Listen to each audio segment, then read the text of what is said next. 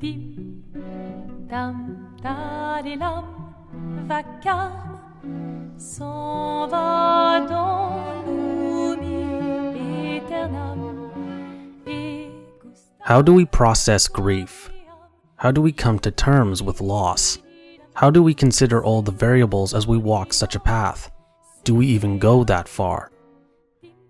All these questions and more are asked throughout the story and narrative of Clair Obscur Expedition 33. Released on April 24th, 2025, it's a game that has taken the world by storm, thanks in large part to its wonderfully realized story, which touches on perhaps one of the most visceral of human emotions and experiences.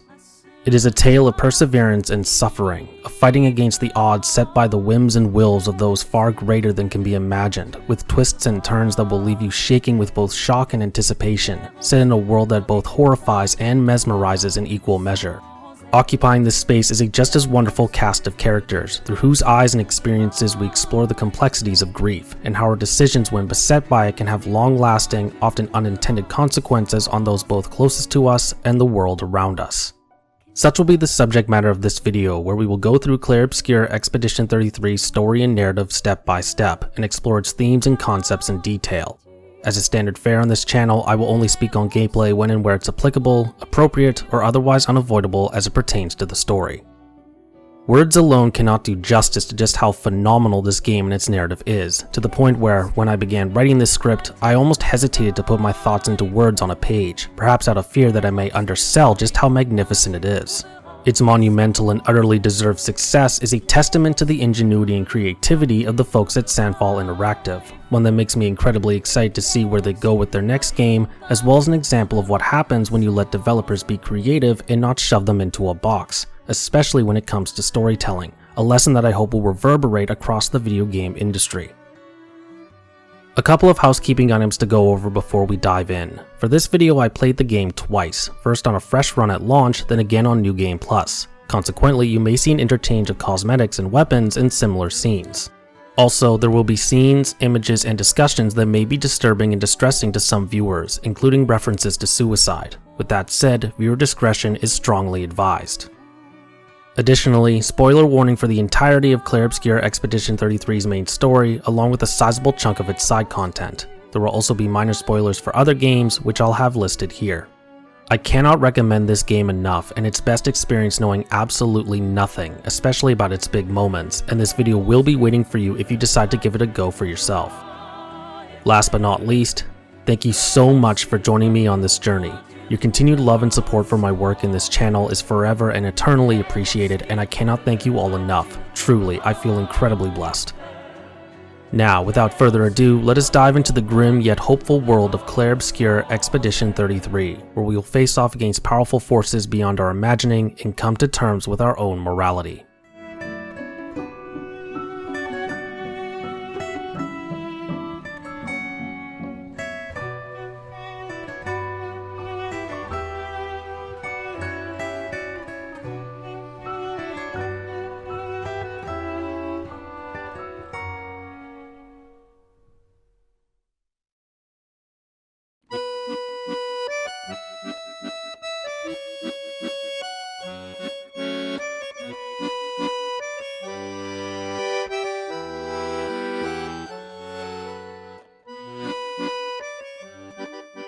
It perhaps goes without saying that the opening of a story, especially one that's brand new and original, is arguably the most important part of said story. It's where the characters and their motivations, along with the world, its rules, and functions are introduced and established. In essence, it's where writers hope to hook and reel you into their story so that you're compelled to push on and engage with the story they've created and all that it entails. Sounds simple enough, but it comes with writers having to walk a proverbial tightrope. Share too little, and viewers, readers, or players may be left bewildered and confused by what's going on and drop your story. Say too much, and those same viewers, readers, and players may become overwhelmed and even intimidated by the overload of information and be put off by your story. Now that in and of itself is a bit of a generalization.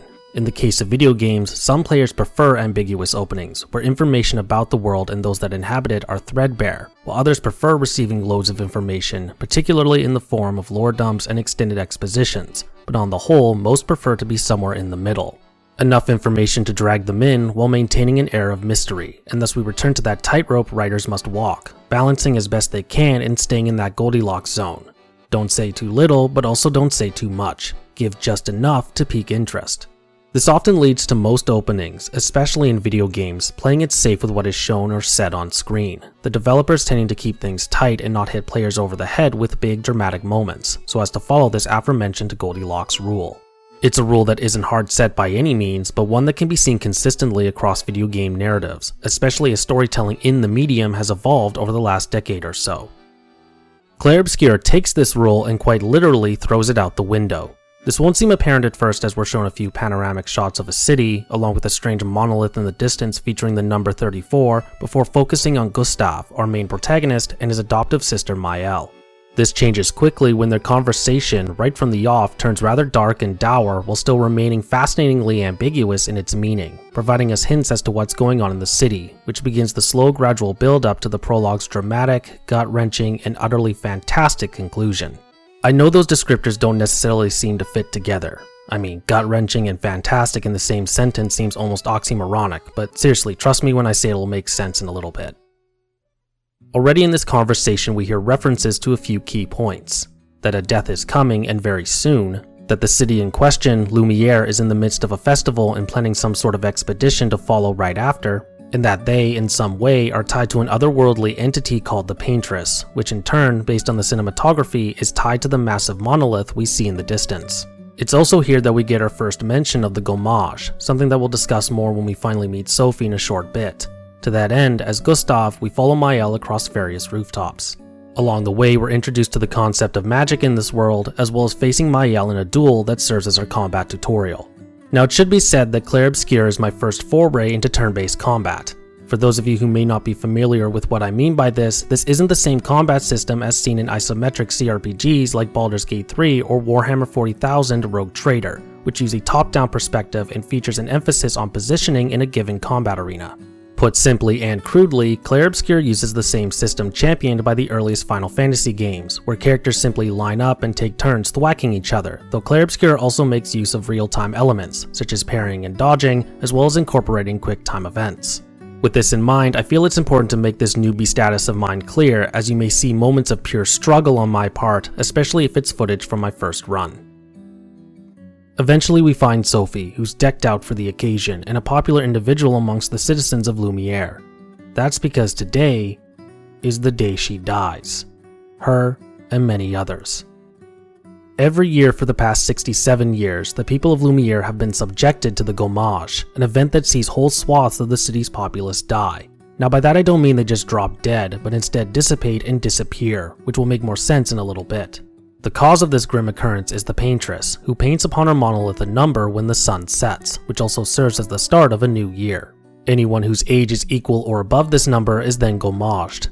If that wasn't already bad enough, this number is slowly decreasing by 1 year by year, presumably until it hits 0, which puts the people of Lumiere on severely borrowed time. As such, with year 33, known in the lore as Monolith Year 33, just around the corner, Sophie's number is up, along with presumably hundreds of other Lumierans of a similar age. Gustav and Sophie will converse for a bit, the former gifting the latter the red rose we see at the beginning.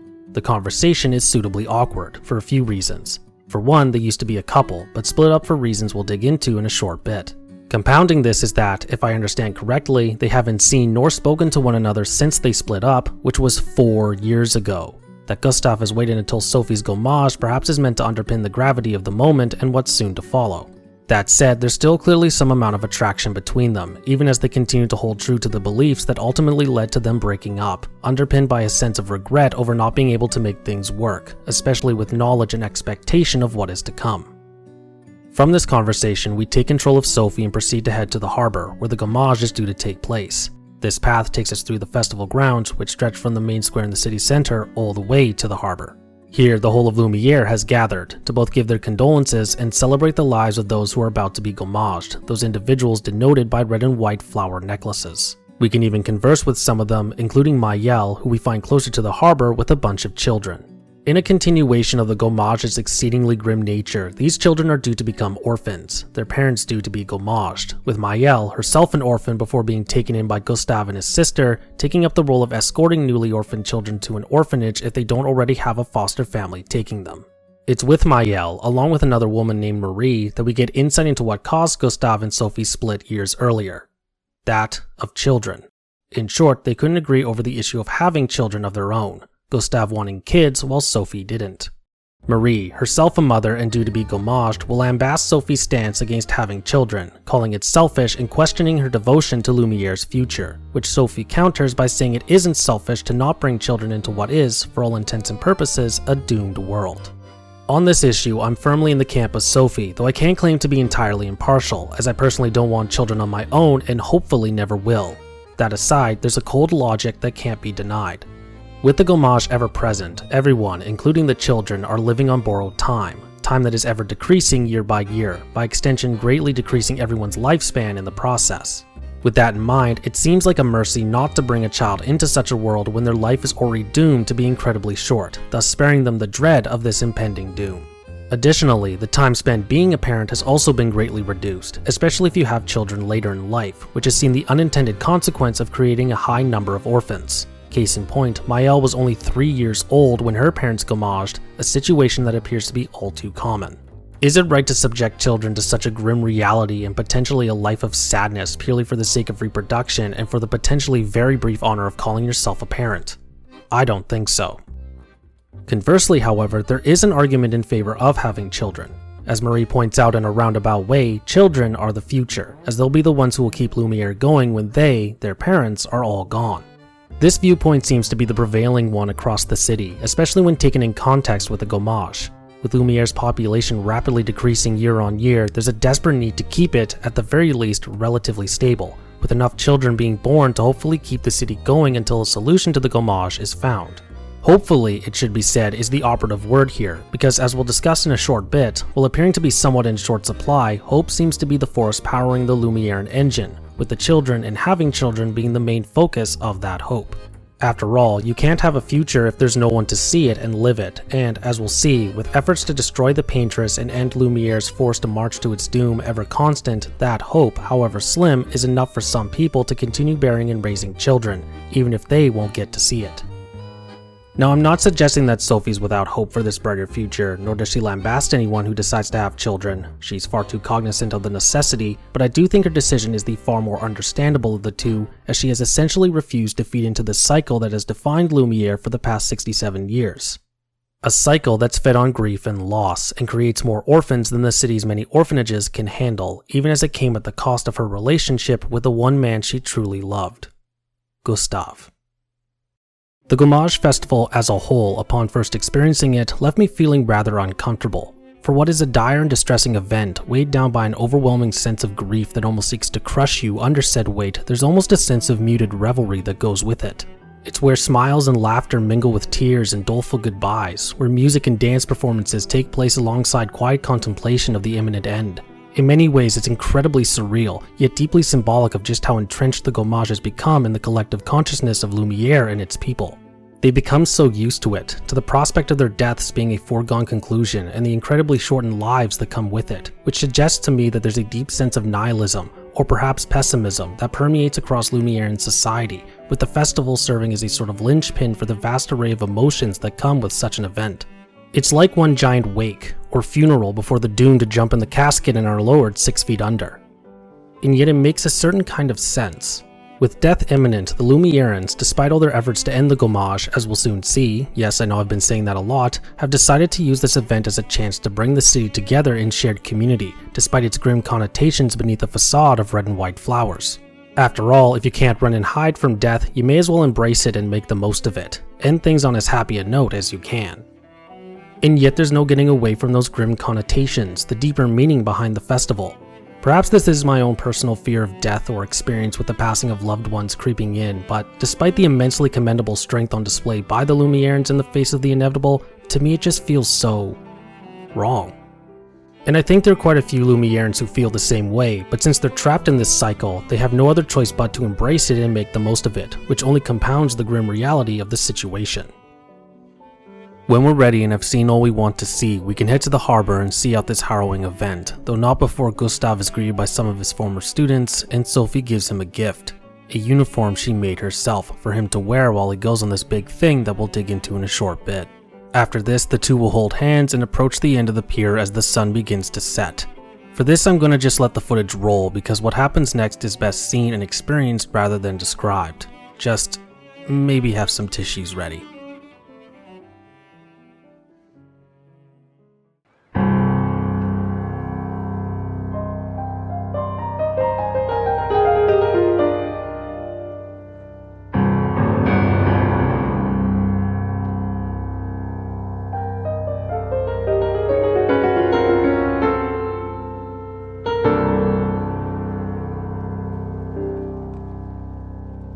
Esti tonnere marina, esti linaki soledad, dona l'ora tovla, alina.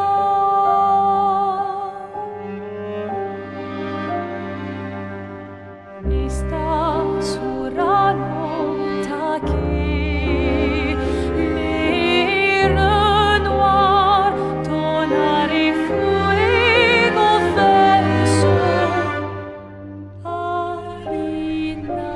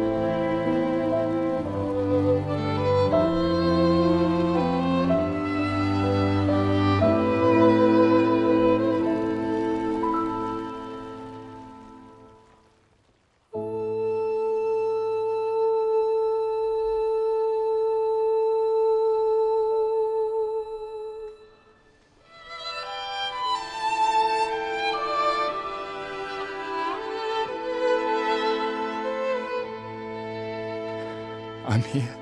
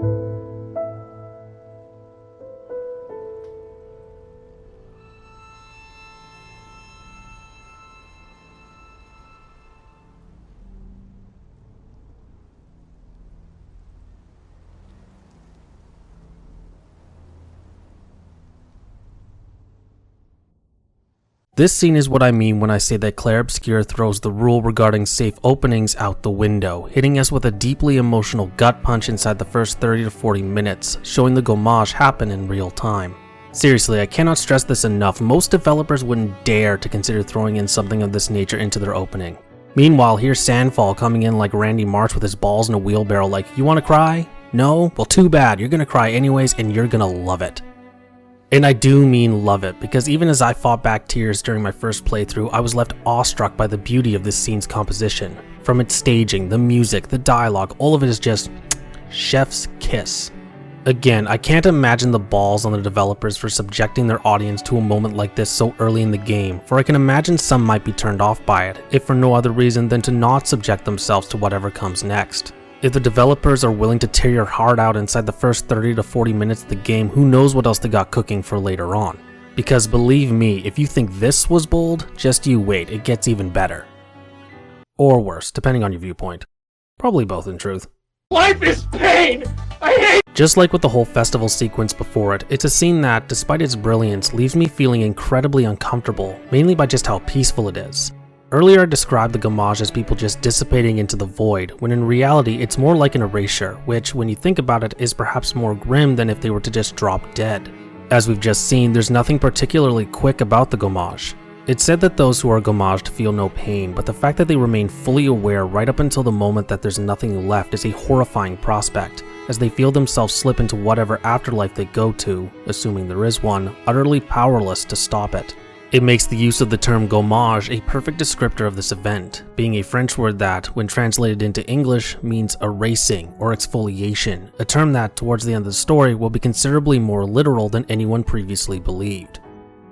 Again, all this was a bold move on Sandfall's part, yet amidst that it works so well as an opening, for it perfectly sets up the crux of the story from here on in, while also firmly establishing this world's darkness that's been hinted at right from the get-go, a darkness that we'll dig into a little more later. It also perfectly deepens the mystery surrounding the paintress and her motivations in a simplistic yet deeply profound way.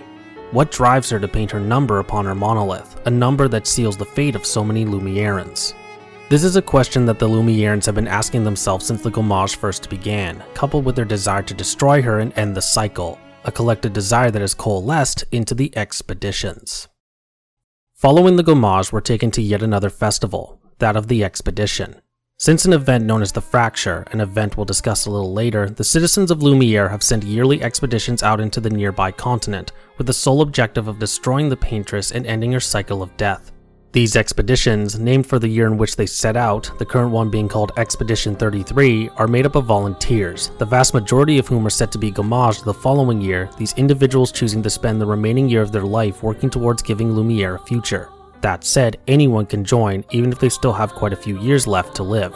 Given that the paintress is still very much around, it goes without saying, it's safely assumed that these expeditions have all gone on to fail, with everyone who's gone on them assumed to have died. This, along with the gommage, has led to the number of volunteers slowly dwindling over the subsequent years. This is even first referenced during the conversation between Gustav and Maëlle at the very beginning when they joke about the number of tables that need to be set up, the lessening number of volunteers indicative of the worsening situation as it pertains to Lumiere's dwindling population. With this history of continuously failed expeditions, we must return to the sense of nihilism and pessimism that seems to permeate Lumieran society, for it's here that they're arguably most apparent. Nearly everyone on the expedition assumes that they're going to die, given how all previous expeditions have seemingly turned out, and so most of them see their participation as a sort of last hurrah before they go, taking the chance to give the proverbial middle finger to the paintress in the process. It's a feeling that also seems to be shared by the ruling council of Lumiere, for we can come across a fella at the festival who's already been named commander of Expedition 32, suggesting in a not so subtle way that even the head honchos of the city don't expect much from 33. This in turn has made the Expedition Festival, like that of the gommage, a somewhat jovial occasion, brimming with smiles, laughter, and loads of heavy drinking, despite the grim and dire connotations that hang over it like the dark clouds of those who've just passed. In certain respects, this mindset is similar to that of the Legion of the Dead in the Dragon Age universe, members of that organization declaring themselves dead and having their own funeral of sorts before they head into the Deep Roads to battle the Darkspawn. Not all expeditioners feel this way, however, as some still cling to the prospect of success, or the more benign hope of finding survivors out on the continent, that aforementioned sense of hope still driving them all forward, even if for no other reason than feeling the need to try, and even as they feel deep down that they're all going to die regardless. Just like with embracing imminent death during the Gommage, how do you know what's possible if you don't try, even if all indications rightly suggest that all that will be found is violent death at the hands of the monsters that have come to populate the continent since the fracture? It's here at the festival that we're introduced to several characters, though there are only two that you need to remember, Ciel and Lune. You can even find them during the Gommage festival, Lune playing the guitar and Ciel with some dancers, though it's here with the expedition that we can finally speak to them. These conversations are pretty short, but do a good job of subtly establishing their place in the world. Ciel wanting to get drunk as a skunk before they cross the sea, which may not seem like much, but actually has a more poignant, deeper meaning that we'll get into later, and Lune still working despite the fact that everyone else is celebrating and generally having a good time. Maëlle's also here, the young lass having also volunteered, despite the fact that she's only 16 and according to Gustav, still has 9 years of life left. What's driven her to volunteer is pretty depressing in truth. As mentioned earlier, she was orphaned at 3 after her parents gommaged and has since spent most of her life bouncing between foster families, all of whom have since gommaged themselves, before ending up with Gustav and his sister Emma, who we'll be meeting shortly. As a result, Maëlle's life has been nothing short of miserable, more so than most by Lumiere standards, having lost so many surrogate families to the machinations of the paintress and her numbers. To that end, she reasons that 1 year out on the continent, one that will almost certainly end in her death, is far better than 9 years in a city she doesn't consider her home, not in the same way everyone else does. While very telling about Maëlle's character, it's a line that most will probably hear, then cast aside without much thought, but in retrospect is very telling when certain events take place much later in the story in a deliciously subtle way. Before we move on, allow me to use this conversation to drop my first criticism of this game, namely in how conversations work and are presented. Before I do, allow me to start by saying that all of the rendered cutscenes in this game are excellent, even if the lip syncing and character movements don't always match the inflection of the dialogue, a side effect of there being 2 different sets of actors for these scenes, one for the motion capture and another for the actual voiceover. My biggest quibble when it comes to conversations are scenes like this between Gustav and Maëlle on the pier, or when we're with Sophie and speaking to people during the Gommage festival. These more static conversations don't auto-advance like they do in most games. You have to press a button to push it forward, which... I'm sorry, I know this is really nitpicky, but I really don't like it.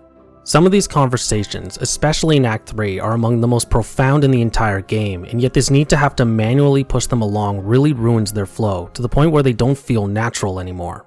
This really caught me off guard on my first run during the Gommage festival when we speak to a woman selling flowers, which may be the first time you encounter this sort of conversation, and I was left sitting in my chair like an idiot waiting for the conversation to progress of its own volition, only to notice the big X button in the corner, at which point I let out an audible sigh, followed by a rather tired, really. Again, it just ruins the flow, and while it's certainly helpful if you have to walk away from your TV or monitor mid-scene for whatever reason, if you don't have to, these conversations come off as really choppy, and it makes me wish there was an option to set these conversations to auto-progress. Anyways, nitpick over, we can duel Maëlle again if we like, before finally speaking to Emma, Gustav's aforementioned sister, who also serves as Lumiere's chief counselor, who attempts to talk Gustav out of leaving but to no avail, at which point we can move forward to her speech where she, on behalf of the city, bids Expedition 33 farewell. As she does, we see the 33 set off for the continent, the whole of the city coming out to bid their own farewell. It's a fairly powerful scene, full of pomp and circumstance, enough to get the blood pumping.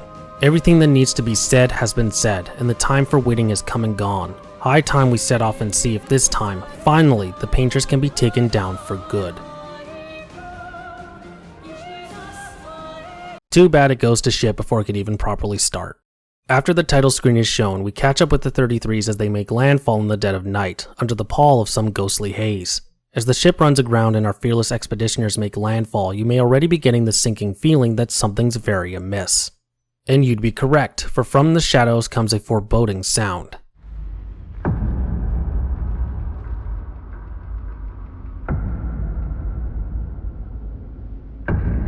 And a man. Only that the man is... old. Very old, in fact. Now that may not mean anything to you initially, but you have to remember, as of the most recent Gommage, there's no one in or from Lumiere older than 33. Old people like this grim fellow are practically just a myth at this point. This naturally prompts the question of how from the expeditioners, to which the old man responds with, Where are you from?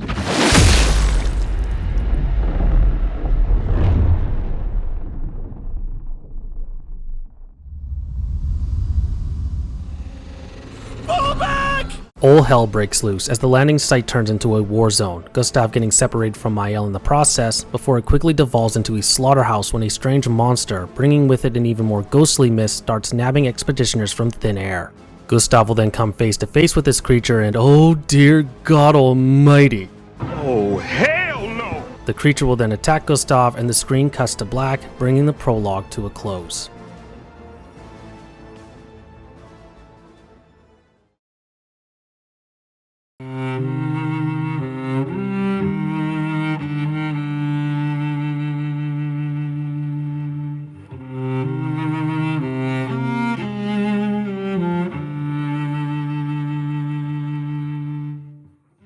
Act 1 begins with Gustav waking up in some forest, looking a little worse for wear. That he's even alive is a miracle unto itself, though I don't think it's ever explained how he survived or even ended up so far from the beach, considering he took the full force of that thing's attack. Nevertheless, once Gustav gets up and takes a moment to compose himself, we push on deeper into the forest, following the preordained path set before us. It should be said right from the off, in case it wasn't already apparent, Clair Obscur is not an open world game, not in the traditional sense. Instead, it uses the system more commonly found in the older Final Fantasy games, with unique explorable zones varying in size and complexity that can be found and entered via the overworld map that represents the continent as a whole. These smaller zones are fairly linear in their design, but can offer additional exploration via pathways that jut off the main path, with additional enemies to fight and goodies to find, similar to how many of the zones in the newer God of War games function, which I know is a strange comparison to make, but it's the best I can think of with regards to games I've actually played. From a narrative perspective, which we're all here for, these zones offer oodles upon oodles of storytelling, both in the environment, collectibles, and NPCs we come across. We'll discuss these NPCs and the collectibles more a bit later, for it's from them that the game's lore is slowly built upon, even as it remains rather ambiguous. For now, we're kept on rails as we control Gustav and navigate the Spring Meadows, with our first objective being to find any survivors, though not before coming across our first Nevron, where combat is expanded upon, including using ranged attacks to hit weak points on enemies if they have any. Eventually, we reach a narrow chasm leading into a cave and come across a terrifying sight. For all the beauty that can be found in this world, it should be noted, or reminded if you've already played this game, that this game is set in a dark fantasy world, full of terrible, terrible things, ranging from the horrific, to the disgusting, to the downright disturbing and unsettling. It lends to another aspect of the prologue that works so well in terms of shock value. A misconception, or perhaps more accurately a misdirection as to what this game and its world is like.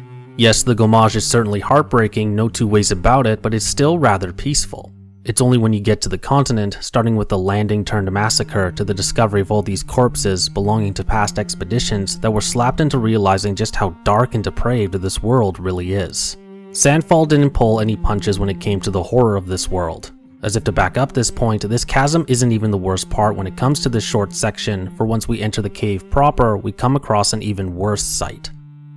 Hundreds of corpses from various expeditions piled up and formed into some strange mass of blood and bone, like some ghastly trophy dedicated to a twisted god, or some sort of mockery to Lumiere's continuous and wasted efforts to take down the paintress, congealed masses of blood strung out like a macabre web.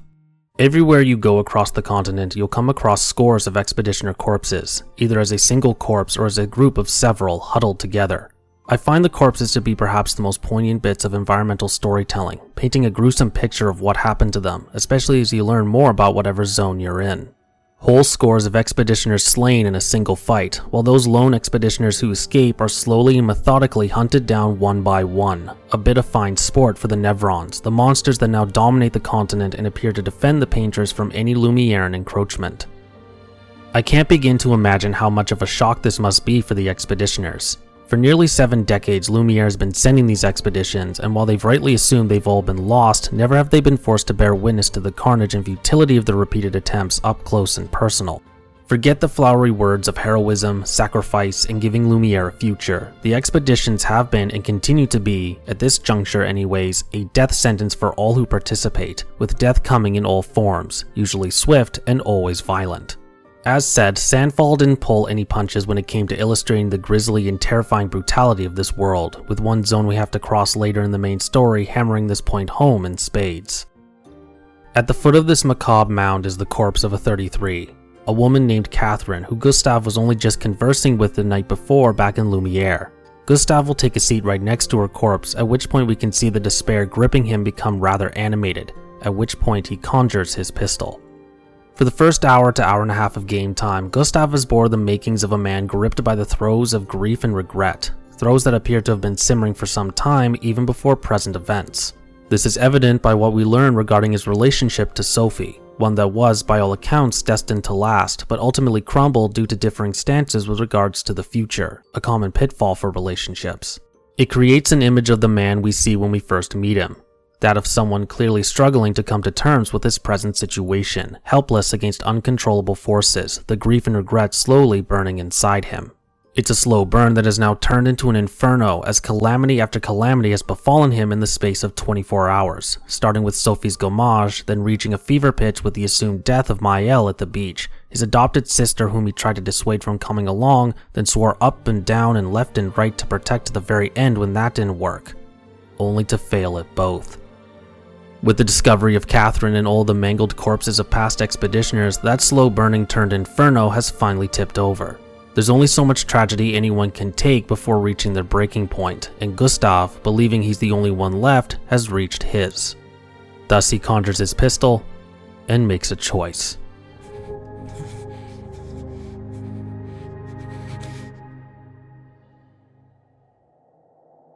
You do that, we both die. It's then that Lune appears, and I'm sorry, but where the hell did she come from? This is going to sound incredibly nitpicky, which is something that's going to be somewhat of a trend in this video, sorry not sorry, but how is it she just appears out of nowhere? The lead up to this moment isn't very long, so she had to have been already in the cave when Gustave arrived. Surely they would have, I don't know, bumped into each other beforehand? I'm probably maybe almost certainly overthinking it, but I find her sudden appearance just so strange, I'm struggling to wrap my head around it. Lune snaps Gustave out of his stupor, though he doesn't really come to until a bigger and badder Nevron called a Portier shows up. Together the pair take down the Big Ugly, this battle continuing to expand on the game's combat mechanics, namely using and combining elemental attacks by Lune and applying status effects.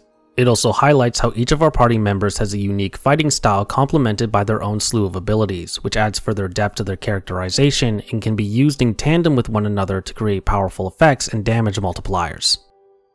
After the Portier is taken down, we're introduced to the Lumina Converter, a device invented by Gustave which captures a Nevron's chroma, essentially their magical essence, and converts them into abilities known as Pictos. Collected after defeating enemies, bought from merchants, or found while exploring the world in its zones, these Pictos provide a whole menagerie of passive abilities, with the ability to apply 3 per character at any given time. After winning 4 battles with them, they can be applied to everyone as Lumina, provided each character has enough individual Lumina points to spare, which can either be earned via leveling up or found in the world and are distributed via a pool of sorts.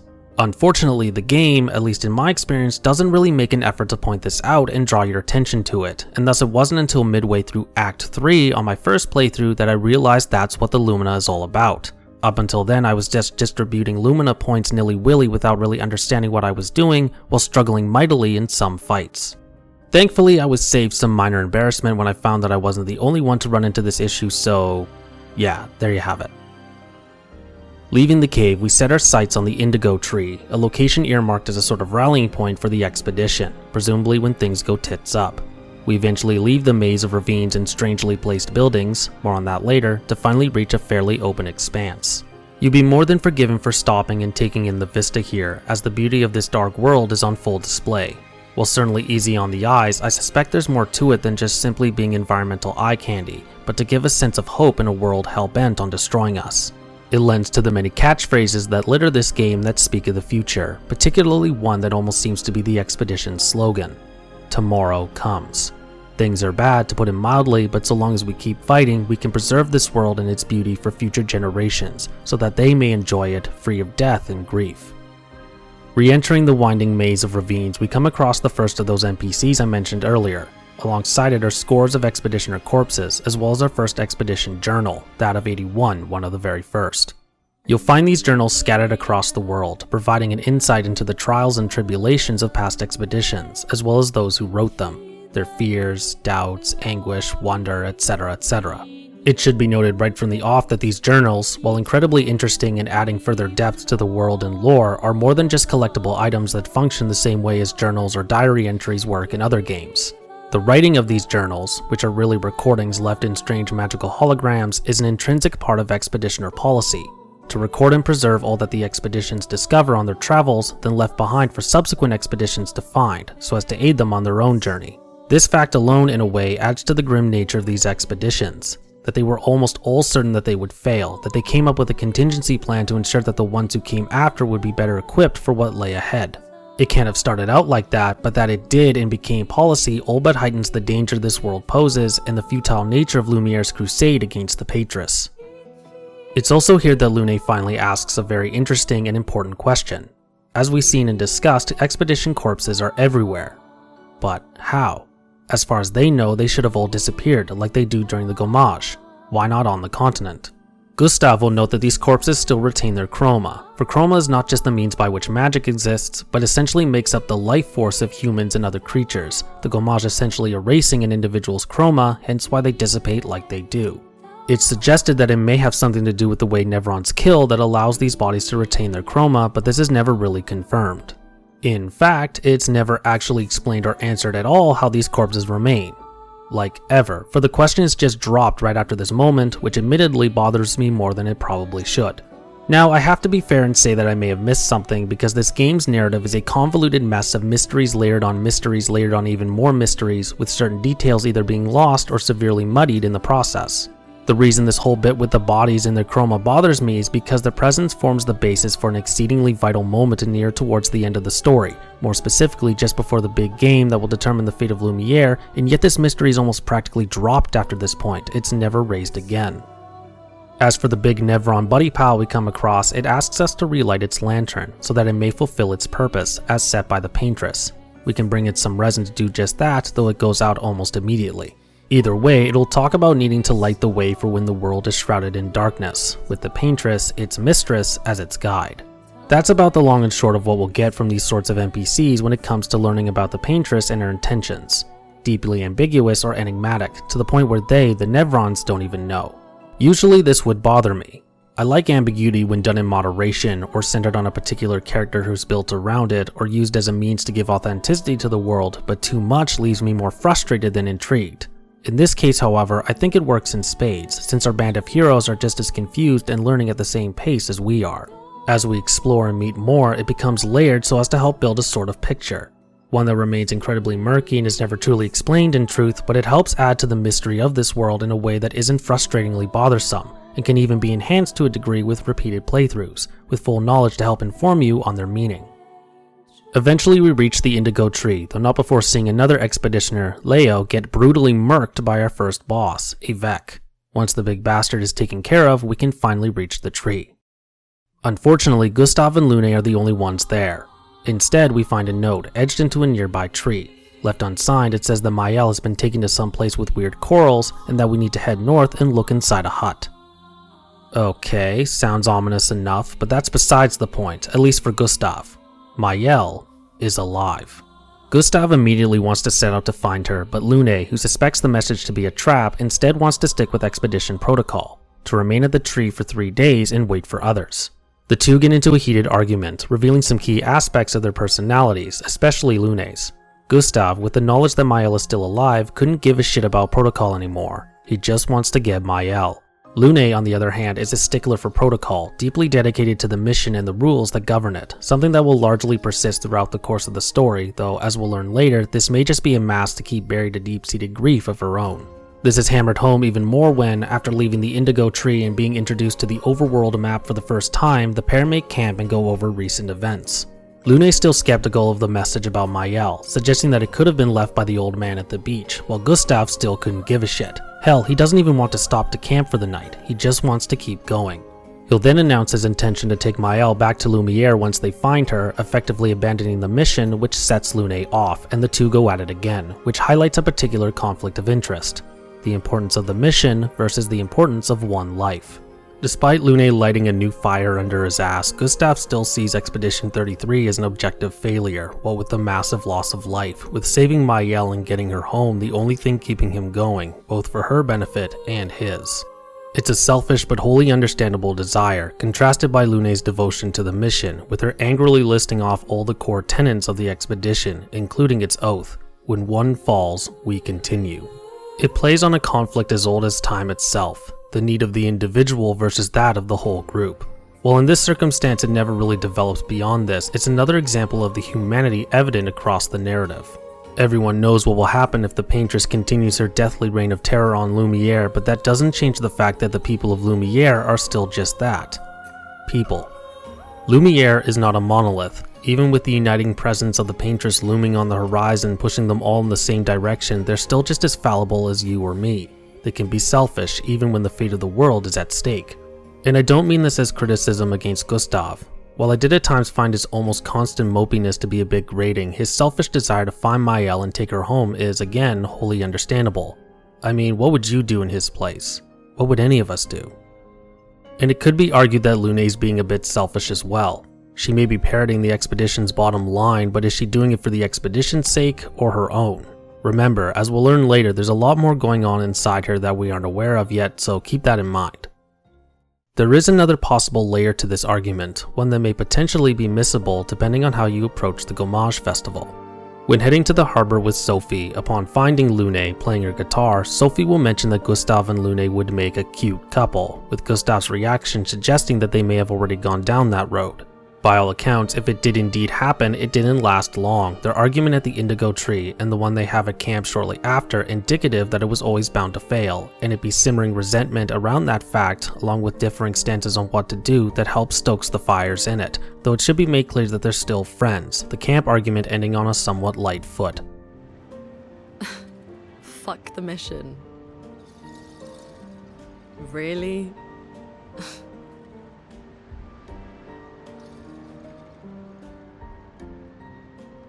Sorry.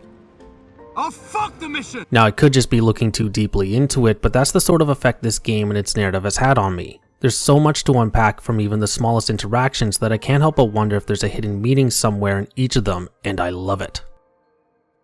Heading north takes us to Flying Waters, the region referred to in the note of the indigo tree as the Weird Corals, and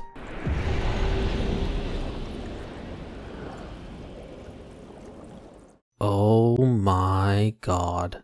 One thing that makes this world's individual regions so wonderful to explore is not just their inherent beauty, but also the uniqueness of each zone. No two zones are exactly alike, and while some will certainly share certain similarities, especially if they lie within the same region of the continent, there are no one-for-one carbon copies. Each zone has a unique flavor, so to speak, with Flying Waters perhaps the wackiest of them all, the region seemingly encased in a sort of water bubble, where fish and whales and manta rays oh my swim freely within its confines, and yet the air is more than breathable for the average human. There's an alienness to it that both enamors and mystifies, especially after trudging through the spring meadow, which, while certainly full of strange phenomena of its own, is recognizable, familiar. Couple that with the soft, melodious music that plays as we explore, you'd almost be forgiven for feeling safe, but don't let your guard down, for danger still lurks behind every coral or forest of kelp, or even bursting from the ground when you least expect it. Eventually we'll come across the mystery hut mentioned in the indigo tree note, inside of which is a door.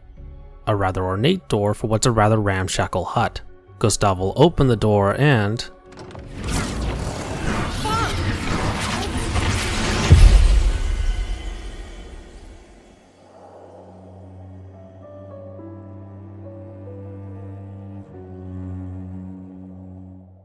inside the door we find a whole mansion?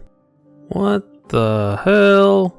Welcome to the Manor, a location that will, at least initially, yield more questions than answers. It's a location that you can access at various points throughout your travels via doors just like the one you find in the hut, these doors taking us to various rooms throughout its premises, rooms that are otherwise locked away and can only be opened from the inside.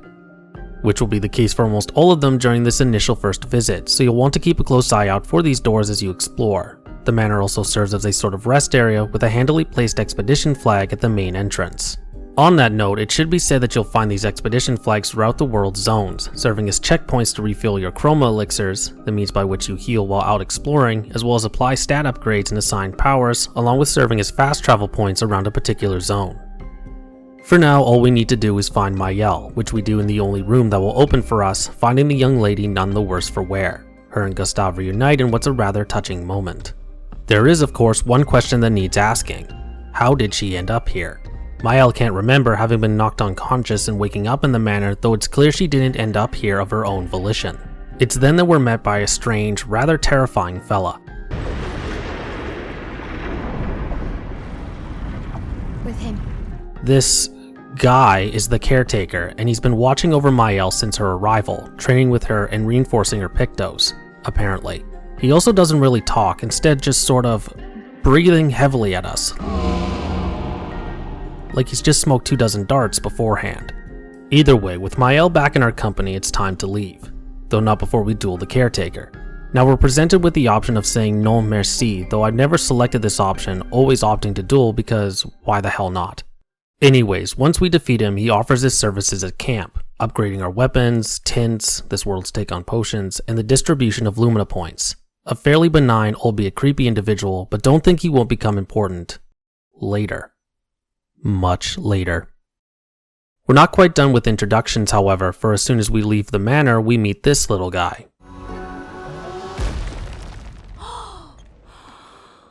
Is that a Gestrel? Humans are not the only intelligent creatures to inhabit the continent. Alongside them are the Gestrels, a strange race of wooden doll-looking humanoids who, despite the Neverons roaming around, still manage to eke out a living, if a bit haphazardly. They largely serve as the game's comic relief, both in their mannerisms and their rather ridiculous form of speech, which is a strange mixture of English, French, and maybe Italian and Spanish. It's never really made clear.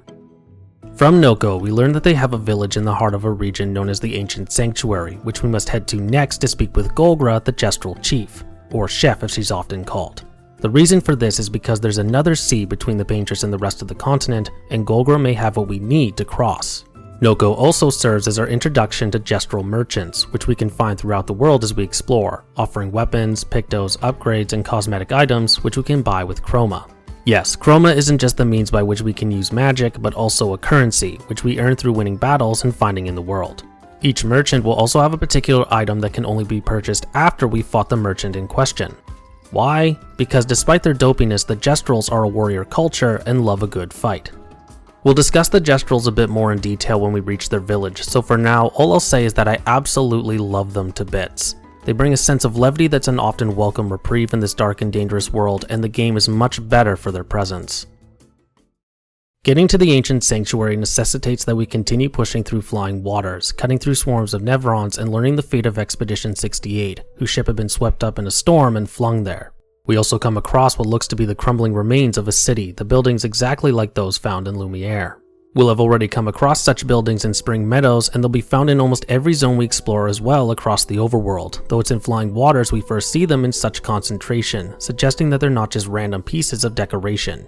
How they ended up where they are ties back to the fracture I've mentioned a few times already, though we're still going to hold off on explaining what it is until we reach a particular region later in the main story. That said, the name alone, the fracture, is already a rather ominous hint as to what happened.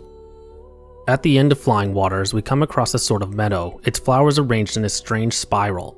At the center is a single rose, which Gustav picks, conjuring a vision of Sophie that gomages away. We're then suddenly interrupted by a large Nevron, called Goblu, which we proceed to fight and defeat, Miles surmising that it didn't take kindly to Gustav's meddling with its meadow. We don't kill the big boy, because Mael tries to make friends with it, claiming afterwards that it felt familiar. Okay. It then bounces off to parts unknown. Before we move on, I want to point out that this vision of Sophie we see when Gustav picks the rose is the last time we'll see Sophie for the rest of the game, save for one scene at the very end that you may not get depending on your choices.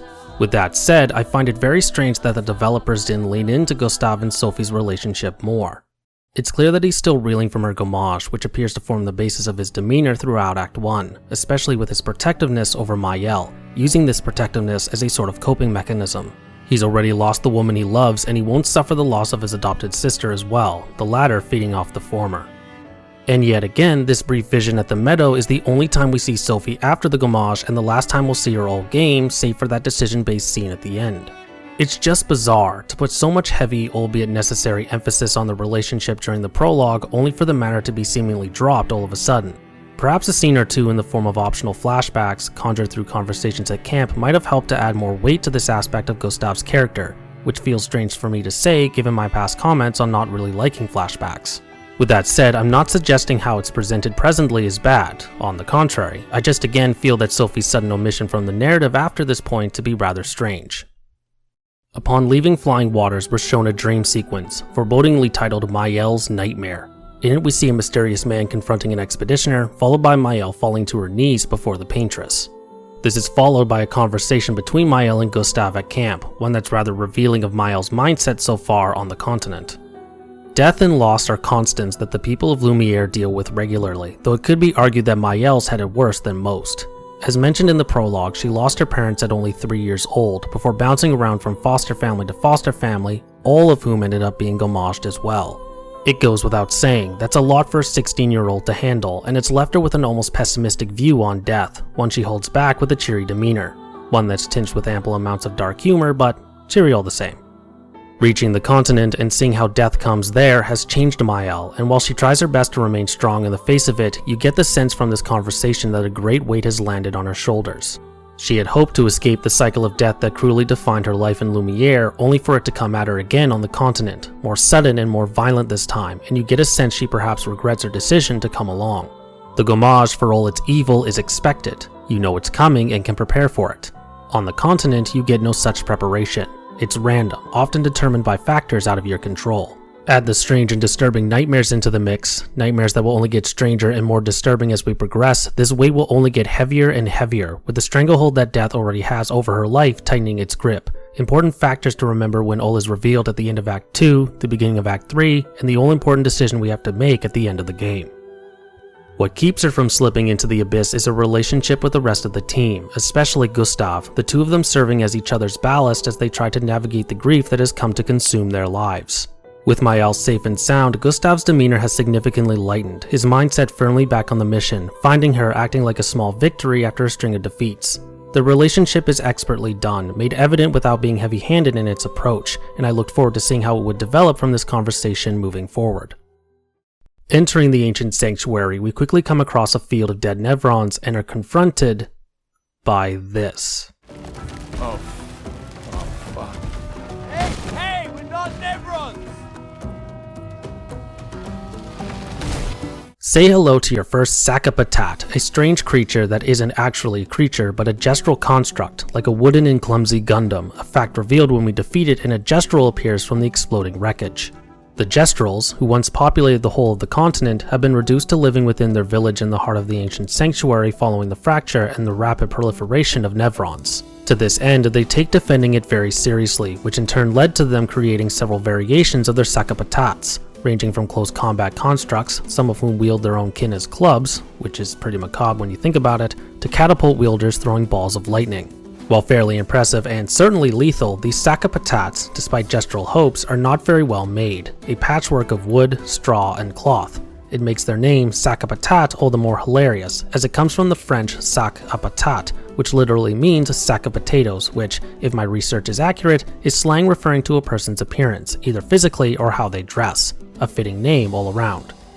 With the aid of a gestral named Karatom to lead us, we work our way through the ancient sanctuary, fighting Sakapatats as we go, ending with facing off against the ultimate Sakapatat, the biggest and mightiest and ultimatiest Sakapatat the Gestrals have ever constructed, armed with a sword and shield, with cannons attached to its shields, and a catapult on its shoulder to boot. The mightiest of all Sakapatats to ever Sakapatat.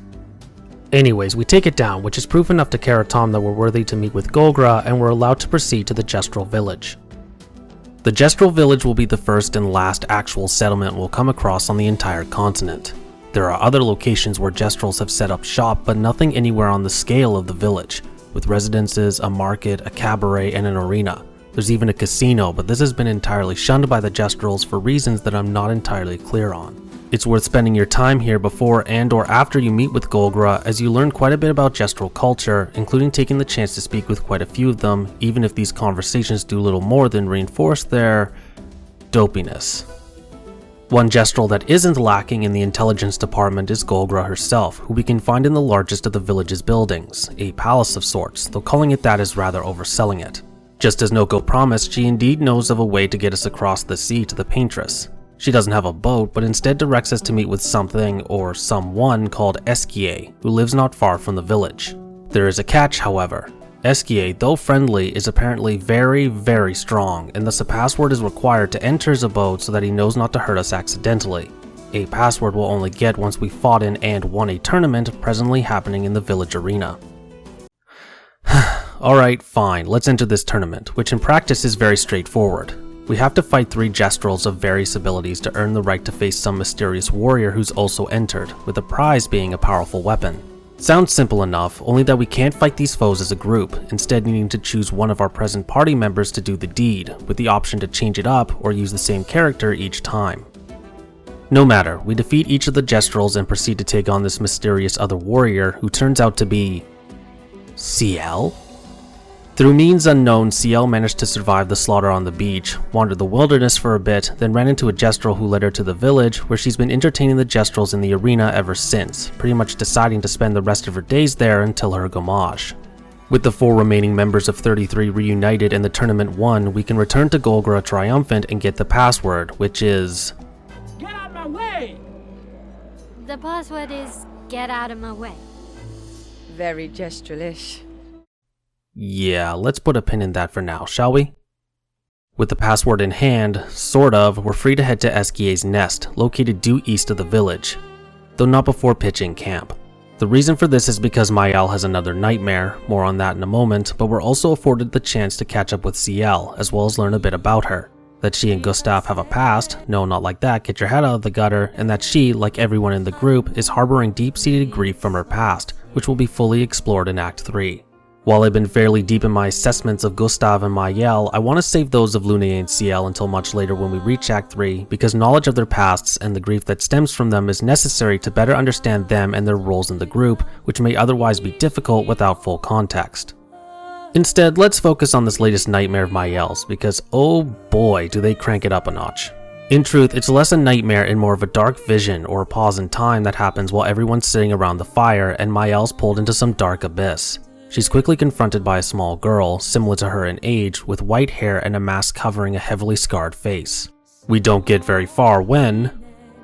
Alicia, I told you to stay home.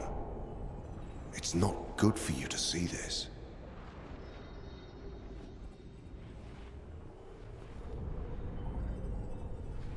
Yes, I understand.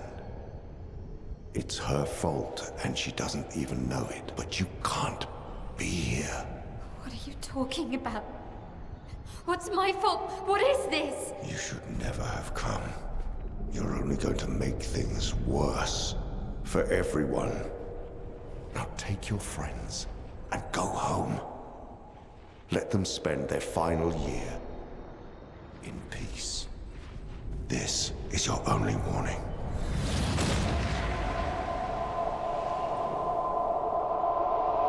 I can't wait to see... Okay, what the fuck? So, if we're to take what the old bastard says at face value, the reason everything's gone pear-shaped is because... of Maëlle. How and why? Who knows, because of course the old man doesn't say, why would he? Now, despite my inflection, I don't mean that at all as criticism. On the contrary, in fact. Speaking only for myself, while I was already heavily invested in the story after the events of the prologue, this was perhaps the moment that I became consumed by it, needing to dig deeper and see more. What does the old man mean? Who's the girl? Why does she look eerily similar to Maëlle? Why do they both act like they know her even though she doesn't know them at all? It harkens back to the clever and perfect application of ambiguity that courses through this game that I spoke about earlier, this moment working well as a means to push the player onward and find out more, especially if they're still rooted in the singular goal of destroying the paintress or simply following along without digging too much into the details. Something deeper is at play here, this moment potentially spurring you into action to find out what that is, a quality that will continue right the way through the rest of the game, progressively adding layers to the mystery of this world along the way. Maëlle is more than a little shaken by what's just happened, before we return to the overworld, free to head to Esquier's nest or do some exploring. Reaching the nest, we're met by a Jestrel standing guard. We give him the password, which goes like this. Get out of my way! Jeez, tu poquimo va, parino. Goddamn Jestrels. Anyways, the Jestral steps out of the way and we proceed into the nest, which is really a cave, but who's splitting hairs? Like nearly every location in the game, the nest is goddamn gorgeous. Sandfall really went out of their way to make every location stunning in their own right, taking full advantage of Unreal Engine 5 to the point where I could go on, but I won't because at this point in writing the script, I suspect this video will already be longer than it needs to be, so yeah. At the end of the cave is a large pool where we're finally introduced to the mysterious Esquier.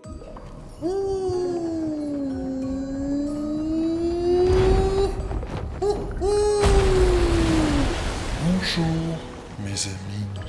Hey, bonjour mon ami. Ciel? Odd. I don't know. He seems nice. Esquier agrees to help the 33s cross the sea, but he needs something first. A rock named Flory. Esquier is regularly considered the strongest creature in the world, being able to both swim and fly as well as being incredibly strong, despite his appearance. He can only do these things, however, with the help of magical rocks, which he's all named because of course he has. Flory specifically grants him the ability to swim, but it's been stolen by another creature named Francois, a sort of frenemy of Esquier's.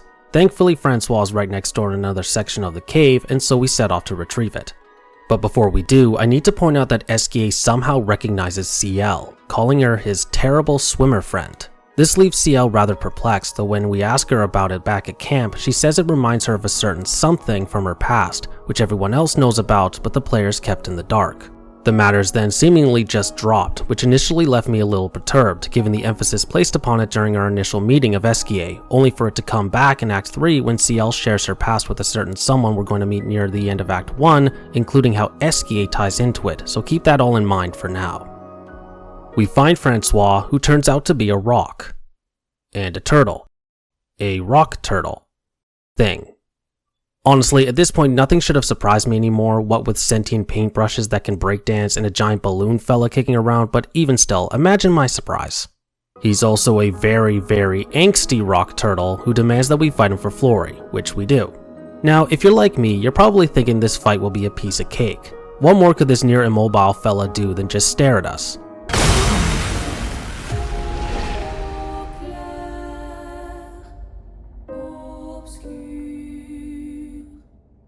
Oh.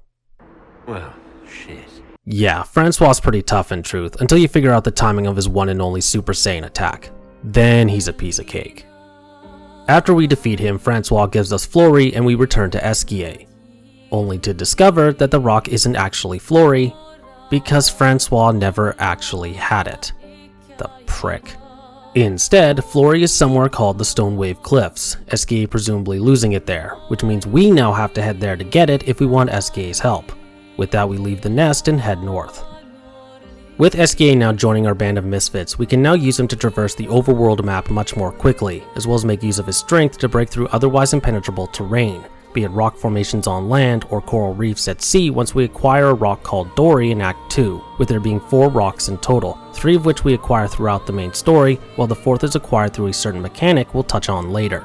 He'll also join you at camp where we can converse with him, these conversations further cementing him as a fan favorite for his humorfully whimsical dialogue, though he can also be rather profound at times when the nature of a conversation necessitates it, even if these moments are still heavily tinged with this welcome whimsy. He quickly becomes a source of comfort for many in the expedition, especially when things look bleak, a beacon of hope and optimism in these trying times. Now you may be thinking that this is just more of the same that we get from Ciel, but whereas Ciel's optimism is more of a response against the grim reality of this world, as well as a mask of protection from her dark past, Esquier's optimism comes from just being a big happy fellow with a desire to share it around. That's not to say he's always happy. He can and will express anger, fear, and sadness at various points throughout the story, but it's always tinged with his boundless optimism that you can't help but smile at every time he speaks, which is further helped by his manner of speech. His inclusion also serves to break the tropey nature of the expedition's makeup until now. Gustav, the warrior, sometimes calculated and sometimes steely, yet also rich with emotion, with a desire to protect those he cares about, even at the risk of his own life. Mael, the little sibling of the group, whom everyone seeks to protect from the harshness of the world, though just as capable as them, sometimes even more so. Yes, I may be a little salty they nerfed Strendal. Lune, the cold and definitely calculated, the tech wizard if this were a sci-fi game, committed to the mission above all else, yet with a surprising softer side that slowly comes out as the story progresses.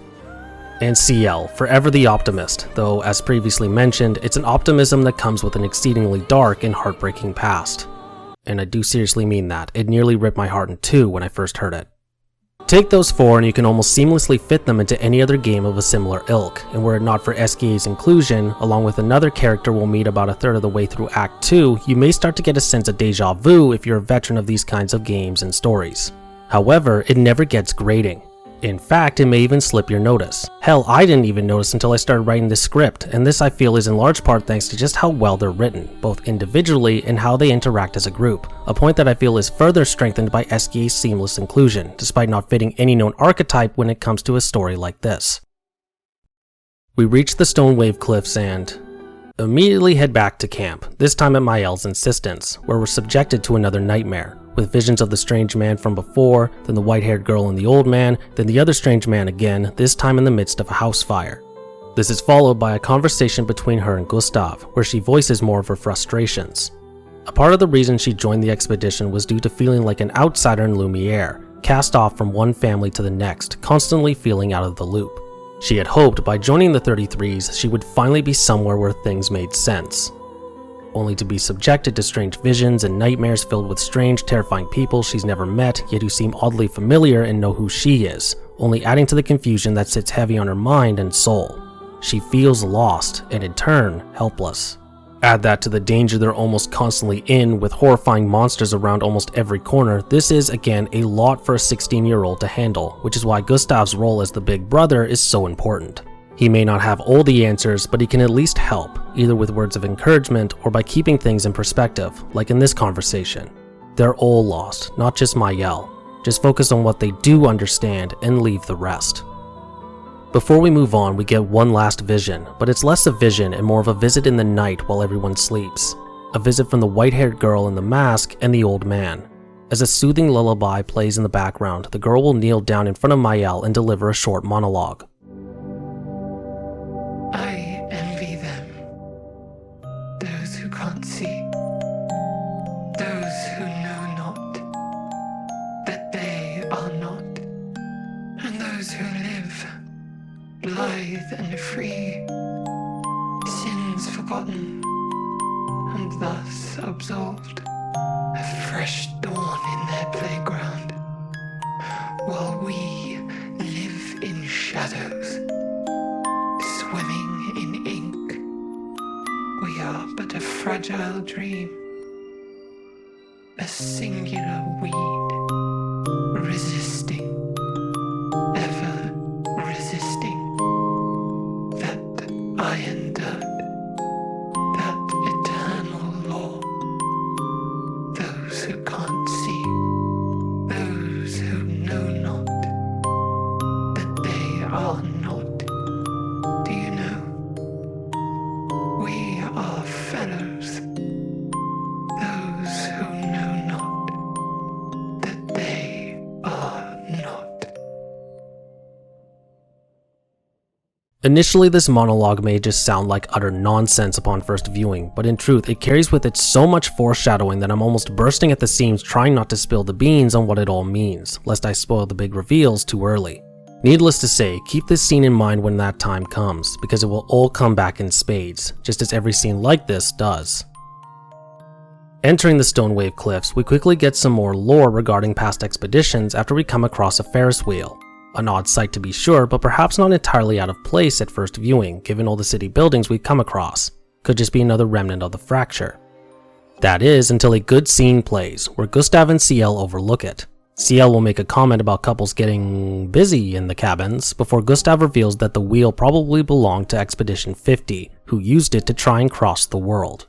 Yes, you heard that right, a past expedition tried to roll across the world in a Ferris wheel.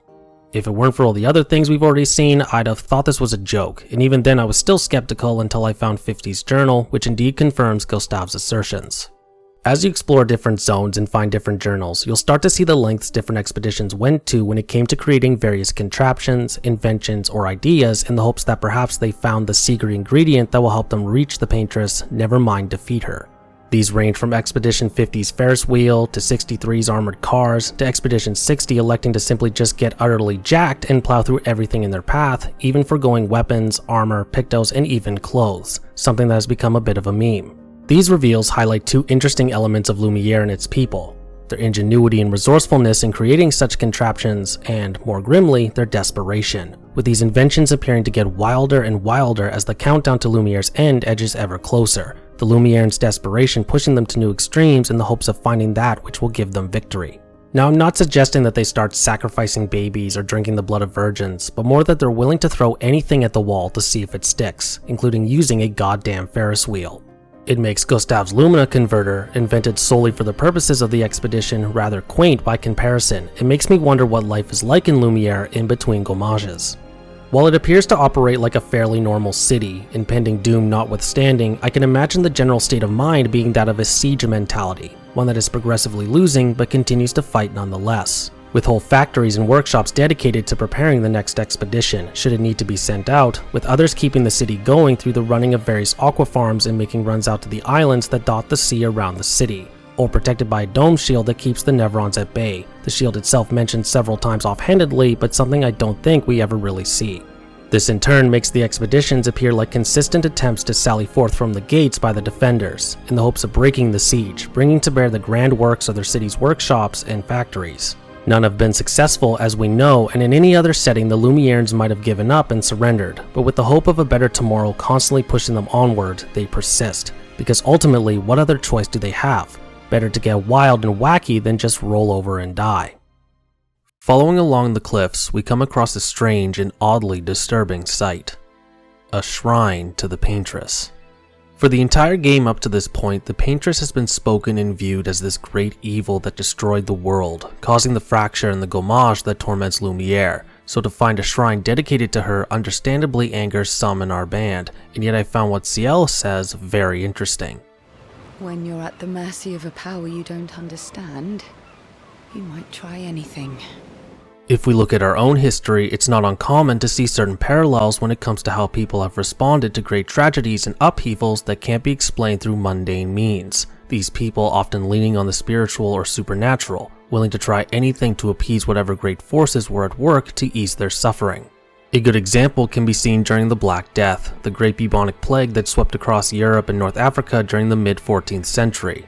When mundane forces failed to explain or defeat the disease, many turned to the divine for answers and supplication, ranging from self-flagellation to blaming minorities such as Jews, Romani, or lepers as the cause, which led to great massacres across Europe, all to appease God in the hopes he would listen to their prayers. While not a perfect one-to-one comparator, the presence of a shrine to the Paintress suggests that some expeditioners, assuming they're the ones that put it up, grew desperate enough to set aside their hatred and attempt to appease the Paintress with reverence in the vain hope that she would listen and end their people's suffering. Lune will call such individuals weak-minded, but I think Ciel hits the nail on the head here. The Paintress, while blunt in her actions, is still a power no one truly understands, including her motivations, and so it's understandable that some may reason that bowing down in worship is, at the very least, worth a shot, even if it doesn't do the trick in the end. This seems to be confirmed when we help a friendly Hexka who explains that they were met by those who put up the shrine, saying that they revered the Paintress, but that their description of her didn't match the shrine's version of her, which muddies the waters a bit, suggesting that the shrine may have been put up by the old man, though who can say for sure. Eventually we reach near the end of the cliffs, with SKA proclaiming that Flory isn't far. This takes us down a long dark tunnel, which is progressively illuminated by lamps set along the path, which ends with us running into... oh god, no. Remember that nasty beastie we ran into at the beach, the one that nearly killed Gustav? Well, it's back! Say hello to the Lamp Master, a truly terrifying sight that sends shivers up my spine every time I see it.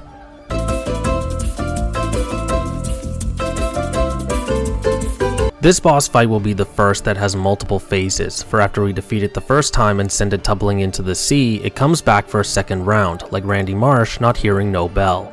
As expected, the second phase is exceedingly tougher than the first, the Lamp Master coming at us with a whole set of new tricks, including conjuring a massive fucking sword from pure light to turn our heroes into mincemeat.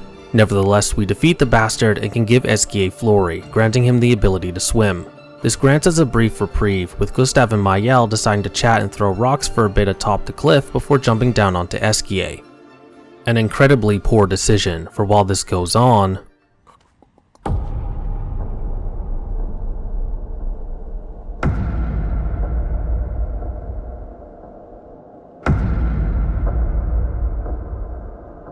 Ooh, what about that one?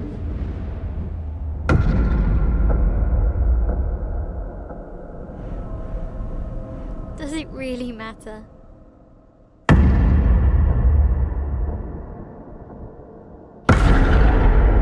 Well, you know, like I always say, it's not about the rock.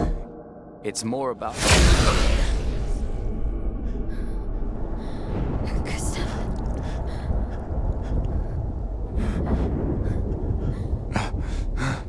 Run. Mayel will attempt to help Gustav, but becomes trapped inside some shield, while Gustav turns to fight the old man. The fight that ensues is less a fight and more a vain attempt by Gustav to kill the old man, for while the old man won't attack Gustav, his own attacks do next to no damage, while pleading with the old man to at least let Mayel go. Also, the Lamp Master shows up again, but we don't need to worry about him, Lune and Ciel handling that bit of business. Eventually, Gustav will conjure one final strike with his mechanical arm, ending the battle in the process. While the attack clearly hurts the old man, it doesn't kill him, and comes at a great cost, Gustav's arm falling right off. Seeing the writing on the wall, Gustav makes one final charge, but to no avail. Mayel breaks free from the shield and rushes to Gustav's corpse, before the old man tells her that his death is a kindness, a rather bold take, it must be said. He then pushes Mayel, which sees her soul leave her body, or something to that effect. We then get a strange vision as Mayel falls, a man and woman conversing in the background, the man sounding strangely like the old man. Mayel is then pushed back into her body, which shocks the old man, who drops more cryptic messaging before attempting to strike Mayel down, only to be blocked by...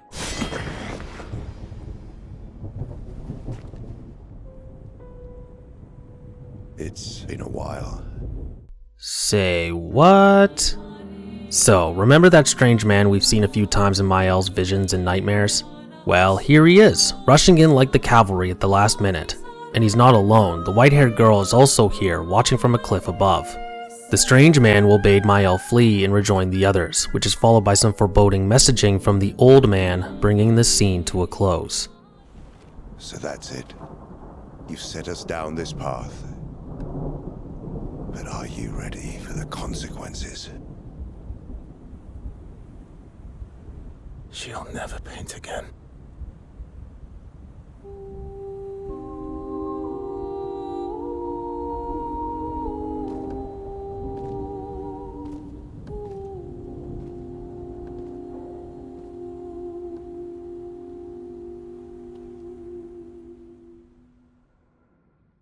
What the fuck just happened? In roughly 10 minutes, we've gone from defeating the Lamp Master, to seeing Gustav get killed, to Mayel almost being killed or something of the like, to being saved by the strange man from her visions, who also happens to know the old man and the white-haired girl. Of course, the biggest sticking point from this is Gustav's death. Needless to say, this was a bold move on the part of the writers. For all intents and purposes, Gustav has been the main man up to this point, the hero amongst heroes, leading the expedition on and setting its course. We've spent so much time with this character, getting to know him and learning about what makes him tick, witnessing his greatest loss in real time before walking through fire with him. And now he's gone. Just like that. To suddenly kill off presumably the main protagonist takes immense balls. In truth, I can't think of another game that has done anything similar save for maybe Dragon Age Origins, but even that moment doesn't come until the very end and is player determined. Naturally, I was left stunned, hoping against all hope that this was a trick, a fake out, a cruel means to keep us on our toes, perhaps a ham-fisted attempt by the game to earn cheap emotional points or something to that effect, to drive home the cruelty of this world, but no, he's really dead. And I love it. Now I say that with the power of hindsight because initially I didn't know what to feel, stunned as I was, but given what comes after, it works wonderfully in helping set up many of the story's big moments from this point onwards, especially as it pertains to the strange man who saves Mayel, something we'll come back to in Act 3 when we see a pivotal conversation take place. Speaking of the strange man, we cut to the camp after this moment, with everyone in a sorrowful mood, Maël sobbing at the edge of the cliff before being comforted by Esquier, while Ciel and Lune share a touching moment by the fire, unsure of what to do or say or even how to process what just happened. It's at this point the strange man arrives at camp, bearing Gustav's mechanical arm and the Lumina converter. Instead of thank yous, Lune and Ciel immediately barrage him with a litany of questions, and it's here that we get some big reveals. The strange man is Verso, a name you'll have heard Esquier mention offhandedly back at the nest. He's also a former expeditioner who's been living out on the continent, but he isn't from just any expedition. He belonged to Expedition 0, the first expedition ever sent by Lumiere 67 years ago. That raises one big old question. How the hell is he still alive? Verso doesn't know, only that some of them stopped aging. That some meaning himself and Renoir, Zero's commander and the man who slaughtered the 33s at the beach and killed Gustav. Great, we got a name for the face, but that yet conjures another question. Why serve the Paintress? Why slaughter his own people? According to Verso, Renoir believes his immortality is a gift from the Paintress. Should she die, he'll die too, and he quite enjoys living forever. Verso, on the other hand, has grown quite tired of living forever. As he puts it, bearing so many friends while being gifted eternal life can be taxing. To that end, he offers his services to help take down the Paintress. Now already you may be thinking something doesn't seem quite right. While cryptic, Renoir's words throughout Act 1 already suggest there's a lot more at play than there appears to be, and yet Verso's explanation seems oddly simple. Perhaps too simple. Combine that with the white-haired girl's monologue just before we enter the Stone Wave Cliffs, and you may already be getting a sense that dear old Verso may be hiding more than he's letting on. To that end, keep this little meet and greet in the back of your minds for now. So ends Act 1, with the tragic death of one member and sudden inclusion of another, with some mysteries solved, yet even more put in their place.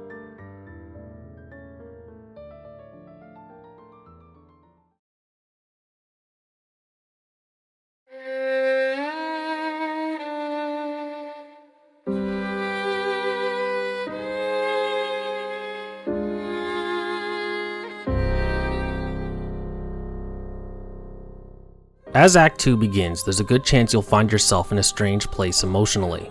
Our supposed main character is dead, only to be replaced by another fella who's just as much a stranger to the rest of the expedition as he is to us. Except for Esquier, who's known Verso for what seems like years, though this is the first time they've seen each other in quite a few. That hasn't seemed to affect much, however, as they rekindle their friendship like nothing's happened.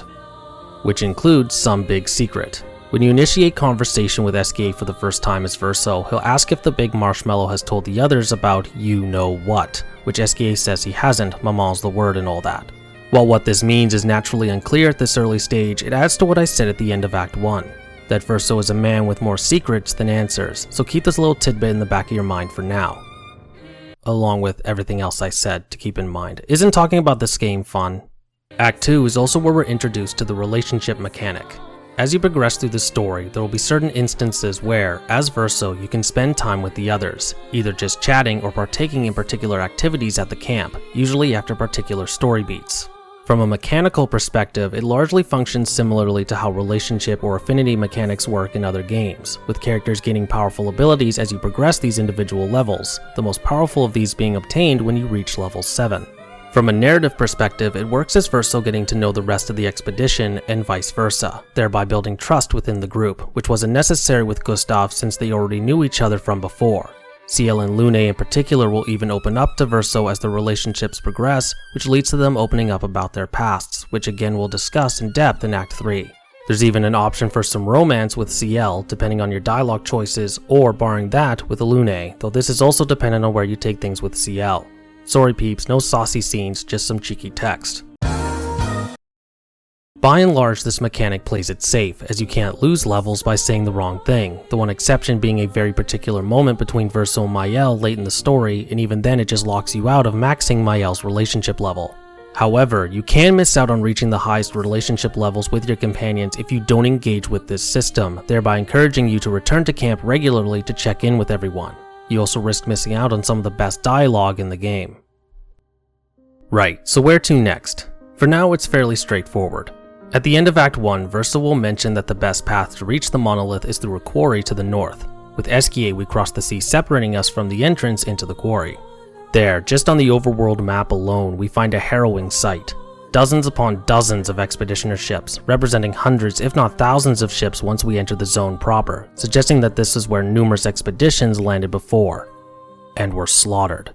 This is made apparent by the scenes we're shown once we enter, that of mounds of expeditioner corpses, with a brief glimpse of some monster lurking within the quarry. Then you enter the quarry itself after passing through a large gate, where you find that the beach was just a taste, and are met with a truly horrifying sight. The quarry, known more ominously as the Forgotten Battlefield, is and was a veritable slaughterhouse. Thousands upon thousands upon thousands of expeditioner corpses, piled up in mounds, some almost as tall as buildings, with the odd Nevron corpse here or there. This region, more than any other, truly hammers home the futility of the expeditions, and the great loss of life that has come with them over nearly 7 decades. Verso will state that most of these poor souls were taken out by a single Nevron, though he doesn't think we'll run into him. Which totally means that we will, not least because we see this big fella upon entering the zone. We also see more of the past contraptions and inventions used by the expeditions, namely trebuchets, cannons, and siege towers. Not sure what good siege towers would be in a field battle, but hey, when staring down the march of time and inevitable death, may as well try anything, right? Beyond that, there's not really much more to say. It's just really fucking grim, the futility of the expeditionary mission being put in sharp perspective. It's one thing to hear about all the lives lost in past expeditions. It's another to see it up close and personal, and in such grisly concentration. If there's one positive from this hellscape, it's that we're introduced to the best enemy in the entire game. Trumpet boy! On God, I crack up or get the dumbest grin every time I see one and it plays its trumpet. Sure, they're still trying to kill us, but hey, at least we get a bit of a show to go with it.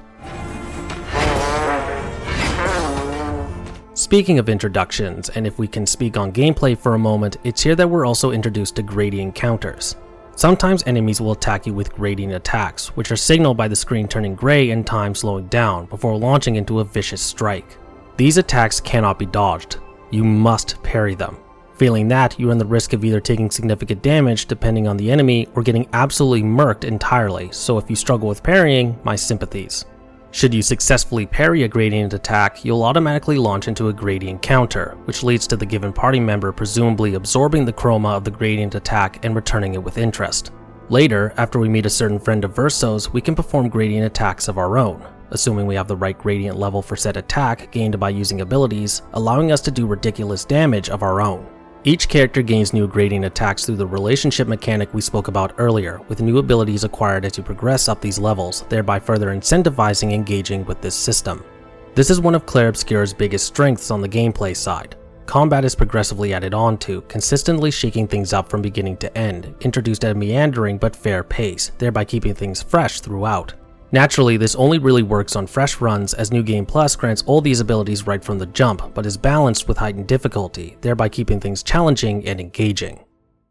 Progressing through the Forgotten Battlefield is fairly straightforward, with the main objective to reach its opposite end and look for a bridge, with various side areas to explore at our leisure.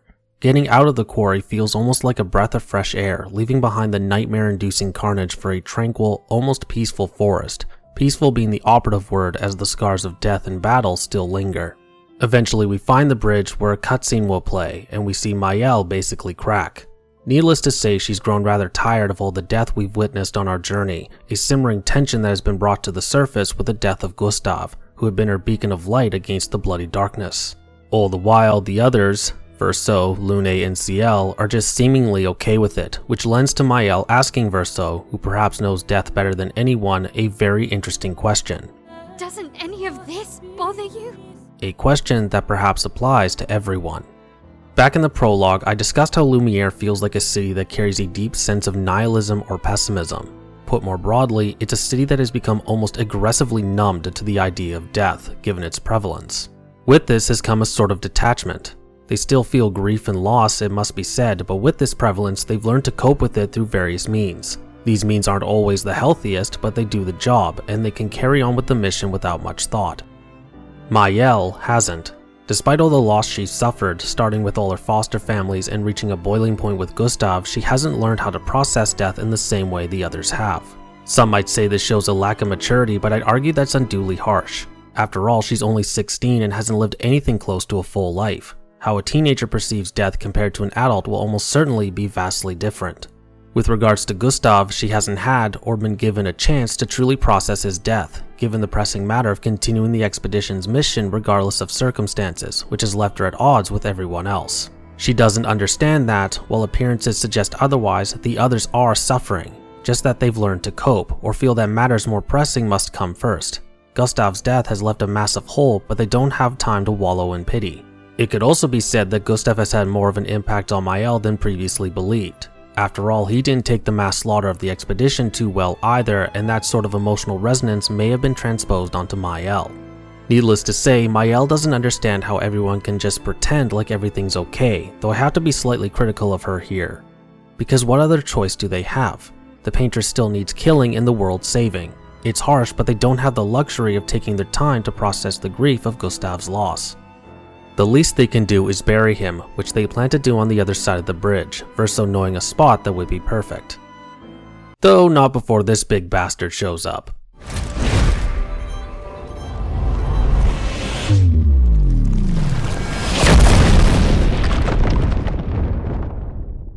So, remember the big fellow we saw at the start of the Forgotten Battlefield?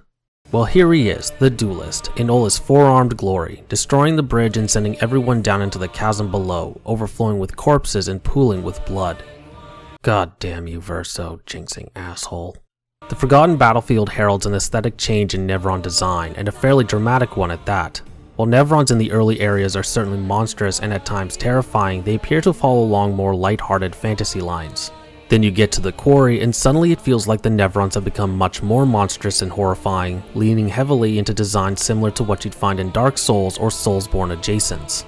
There's a subtle hint to this impending shift at the Stone Wave Cliffs with the introduction of the Great Sword cultists, but it's at the Forgotten Battlefield that this shift happens in full force, with the Nevrons here and beyond far more horrifying and deadly. It's like walking through the front gates of the quarry itself represents a phase change of its own, like the game is telling you if you thought earlier was bad, get a load of this shit and despair. The Duelist embodies this change in spades, with his gargantuan, monstrous appearance in a nightmare-inducing hellscape of an arena, with an utterly bullshit second phase to boot, this game's Dark Souls inspirations coming to fiendish life. Which makes defeating it all the more satisfying, ending with an epic cutscene, one of the best in the game. We faced our first true test in this new kind of atmosphere, of this new layer of hell, ending it with aplomb.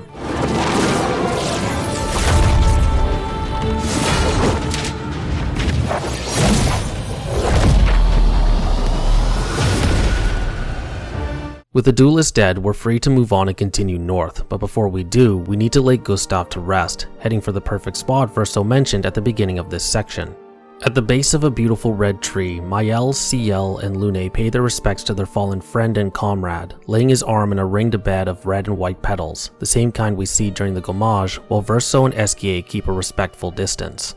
It's a beautiful scene, but also kind of awkward in a weird, touching way, at least for our remaining expeditioners.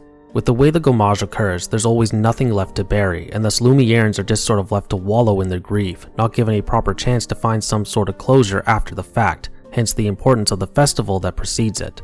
While it's inferred that death outside of the Gommage can and does unfortunately happen, mainly in the form of work-related accidents, I think it's safe to say that neither Mael, Lune, or Ciel have ever been to a proper funeral, thus they almost don't seem to know what to do or say, at least initially. Except for Mael, perhaps, because all that girl has on her mind is a pure, unadulterated desire for vengeance. This scene is also perhaps the first overt reference to the more spiritual side of this world, with there being a suggestion of an overarching belief in some sort of heaven where people go when they pass, which is then probably enhanced by the presence of the paintress, who bears the hallmarks of a godlike entity, taking life with a single swipe of her hand. While this aspect of the narrative is never really explored beyond that, I think it's important to keep in mind when we get to the big reveals in Act 3 and all the cards are laid on the table, because this idea of godlike entities controlling the lives of the people of Lumiere is perhaps more literally true than it first appears and, arguably speaking, in a rather uncomfortable way. With the Forgotten Battlefield out of the way and Gustav laid to rest, it's time to plan our next move. Returning to camp, we find Verso already in the midst of formulating an idea. According to him, the paintress is protected by a sort of shield made of pure chroma. Get too close or try to walk through and you're zapped out of existence. There's even an optional cutscene you can get if you approach the shield before being able to that confirms this. To take down the shield, we need to first destroy the paintress's heart, which is located somewhere in Old Lumiere. Yes, you heard that right, old Lumiere. There's more than one, sort of. This revelation ties directly to the aforementioned fracture, so we'll put a pin in it for now and circle back to it when we get there. Needless to say, the revelation that old Lumiere exists is a bit of a shock to the system for the others, who only previously knew of the old city from tales passed down through the generations. According to Verso, only one expedition has ever reached it, the 58s, and they were wiped out by Renoir. To that end, he wants to make a quick pit stop along the way to pick up some extra firepower in the form of an old friend of his. To that end, we head for Minoko Station, an old train station situated deep in some mountain ranges to the north. Right from the jump, we're greeted by the sight of a train, who'da thunk. Following the tracks, we find the station itself, along with numerous corpses, both of Nevrons and some strange creatures called Grandis. We even find one alive standing guard over the station, but we'll talk more about them in a bit, for at the far end of the station, we finally meet Verso's friend.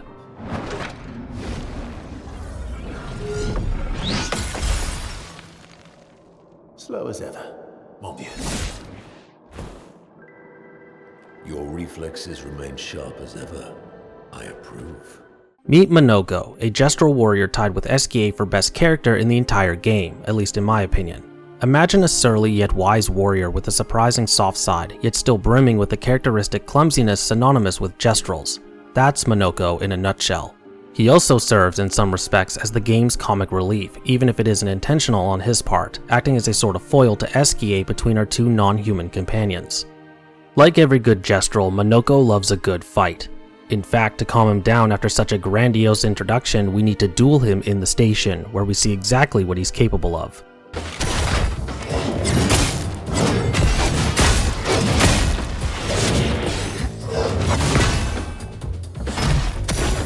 He can turn into a Nevron now. Yeah, he can turn into a specific Nevron of his choosing.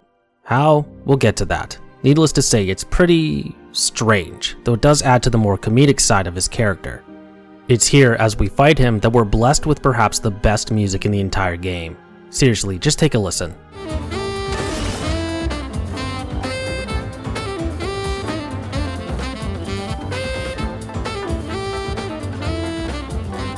In the past, I've talked briefly about the importance of music when it comes to enhancing a game's narrative experience, how it can work to effectively convey a mood or feeling in place of dialogue or enhance its meaning when in the background. This can often be very subtle and easily missed if you aren't paying attention, but if done well, it can work wonders in how a scene or moment or gameplay sequence is perceived on an emotional level, something that I feel even today tends to go underappreciated. Clair Obscur makes excellent use of music in this regard. While this sort of discussion is largely outside of my wheelhouse when it comes to analyzing and critiquing video game narratives, and thus I won't dwell on it too long, I think in Clair Obscur's case, it's absolutely worth mentioning and praising, because the composer, Lorien Testard, deserves all the credit in the world. I don't really know how else to describe it beyond that every track just seems to fit perfectly with their given scene, environment, set piece, or combat encounter. Except for one at the end, but that's largely a matter of personal taste, one that I'm certain I'm alone on an island about. Also, massive credit must be given to Elise Duport-Percier, who served as lead vocalist, because her voice is just chef's kiss. Mesmerizingly and hauntingly beautiful in equal measure, and I hope we get to hear more of her on future video game soundtracks in the years to come. Once Minoko's beaten, Noko will come scrambling out of nowhere, having followed the 33s all the way to the station, telling us a Nevron called a Stalact is on its way. To that end, we head outside and face it, and ooh, that's a big boy. This is where we learn to use gradient attacks of our own, and we proceed to take down the Stalact. It's also here, after the Stalact is taken care of, that we learn how it is that Minoko is able to turn into Nevrons. What are you doing? I just need the foot. Aha!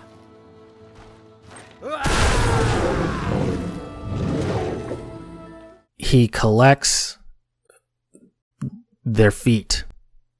Because of course he does. Minoko doesn't acquire abilities the same way as everyone else, who spends skill points that are acquired when leveling up like a normal person. No, he acquires abilities by collecting the feet of fallen Nevrons he's actively had a hand in defeating and doesn't already have.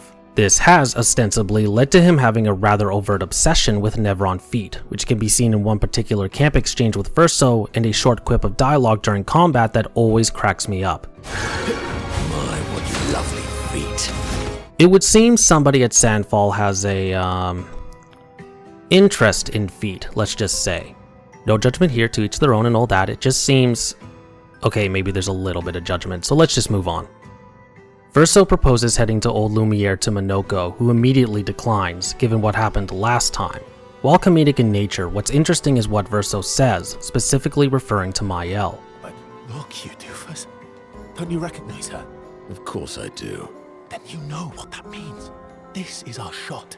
It might be our only shot. This is your only shot. To hammer down the point I made at the beginning of this act, Verso clearly knows more than he's letting on, with Eskie and Minoko clearly in the know as well, while everyone else remains in the dark. What does Verso mean by this is our shot, our only shot? What is he hiding? Could it be that his desire to help the 33s is not as altruistic as it first appears? And what does it have to do with Mael? Assuming it's connected to her visions and nightmares, safe to say, a lot, though to what end? Yet another layer of mystery on top of the many other layers already laid down. Inevitably, Verso convinces Minoko to come along, because there'll be lots of fighting, which is reason enough for Minoko. Oh, and Noko's coming too, because Old Lumiere is presumably full of shiny things and he's a merchant after all. With that out of the way, we can head for Old Lumiere at our leisure, though you may want to stick around the station for a bit because, now that the Stalact is gone, the Grandis have come out of hiding. The best way I can describe the Grandis in a nutshell is that they're a direct foil to the Gestrals. Despite their size and rather intimidating appearance, they're traditionally a race of pacifists, preferring to hide instead of fighting the Nevrons head-on, having only recently started practicing the art of fighting with Minoko as their teacher. Even with an accomplished warrior as their mentor, they're struggling mightily, not least because of their pacifist nature, but also because they're generally very polite creatures, making fighting of any kind almost anathema to them. As if to accentuate this point, we can speak to one Grandis who will recount an old Grandis pastime, the Oratory Games, where instead of fighting, the Grandis would, every 4 years, compete in poetry competitions, perhaps a reference to how poetry used to be an event at the earliest editions of the modern Olympic Games. The history of the Grandis, like that of every race on the continent post-fracture, is particularly tragic. Previously, they lived on mountain peaks that reached high above the clouds, far from whatever was happening down below. Now they've been reduced to a small band of wandering nomads, barely surviving the roving hordes of Nevrons that waylaid them every chance they get. What was once a race that presumably numbered thousands, split between 3 great tribes, has now been reduced to a few dozen. It lends to them having an almost melancholic disposition when we speak to them, not helped by the sight of the handful of Grandis corpses we find just outside the station, with a few reminiscing about the good old days from before the fracture, lamenting the slow decay of their race and culture. Yet despite this, there appears to also be a spark of hope, defiance even, in the face of their desperate situation, with some seeing it as a chance for the Grandis to grow and adapt. There's even a Grandis who's a fashionist, with their biggest concern not being the Nevrons, but that their talents are going to waste since Grandis don't wear clothes. We can even compete against them in poetry competitions with our female party members to gain some fresh new drip.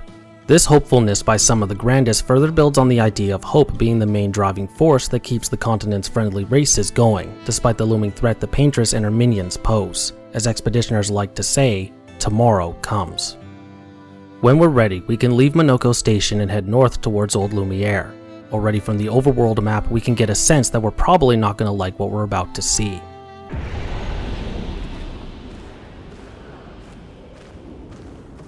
Oh man. Alright, now we really need to talk about the fracture, for it's from this great cataclysm that everything has transpired for nearly the last 7 decades. The Gommage, the expeditions, the Nevrons, almost all of it originates. As we've already seen, the present city of Lumiere resides on an island off the south coast of the continent, but it didn't always used to be there. It used to be part of the continent proper, with humanity presumably having a flourishing presence all over it, including, as we learn upon reaching Minoko Station, a train system that ran all over, with Old Lumiere at its heart. Is it true before the fracture, Lumiere had trains running throughout the continent? Always running late, but running. Yes. Then the fracture happened. While what exactly happened is never made apparent, how we find Old Lumiere, along with Ciel's brief explainer, paints a pretty striking and frightening picture. By all accounts, for reasons still unknown, the world was suddenly and violently ripped apart. So violently, in fact, that the center of Lumiere was flung into the southern seas, creating the modern city that we know, while the rest of Lumiere, what is now Old Lumiere, was completely sundered, leaving only an enormous crater in its wake, pockmarked by its many haunting ruins. It also explains why we find so many ruined buildings across the continent, both in many of its zones as well as across the overworld map.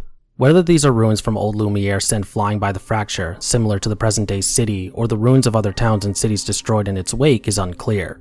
My gut says the latter, as it said that the whole world was ripped apart, not just the old city itself, as well as Monoko Station alluded to having always been where it is now. The fracture also heralded the birth of the Paintress in the beginning of the Gommage, as well as the emergence of the Nevrons, who went to task on the humans who miraculously survived right from the jump, waging war and slaughtering them mercilessly. We can even find a journal entry from a survivor that describes this in detail. How the adults took up arms while the children were hidden in cellars, how rations were running low and the hospital was overwhelmed. It paints an austere, apocalyptic picture. How in the blink of an eye, human civilization on the continent was sundered by forces unfathomable. Given the Gommage and the Nevrons that came after, it could be said that those who died in the initial calamity were the lucky ones, escaping the slow, torturous death that would follow in its wake. Outside of the Forgotten Battlefield and perhaps another zone we'll get to later, Old Lumiere is perhaps the darkest zone in the game in terms of tone, namely in its environment and atmosphere. You get a sense that you're walking on the ashes and bones of what was once a great civilization, where the ghosts of those who once dwelled there still linger, the scent of death heavy on the air, with the only persistent light source coming from the hundreds of enormous swords that were stabbed into the earth on that fateful day. We follow the path leading into the center of the city, where the Paintress's heart is presumed to reside, only for our path to be blocked by some ruins. Thankfully, we have Monoko, who turns into a Stalact and proceeds to clear the way.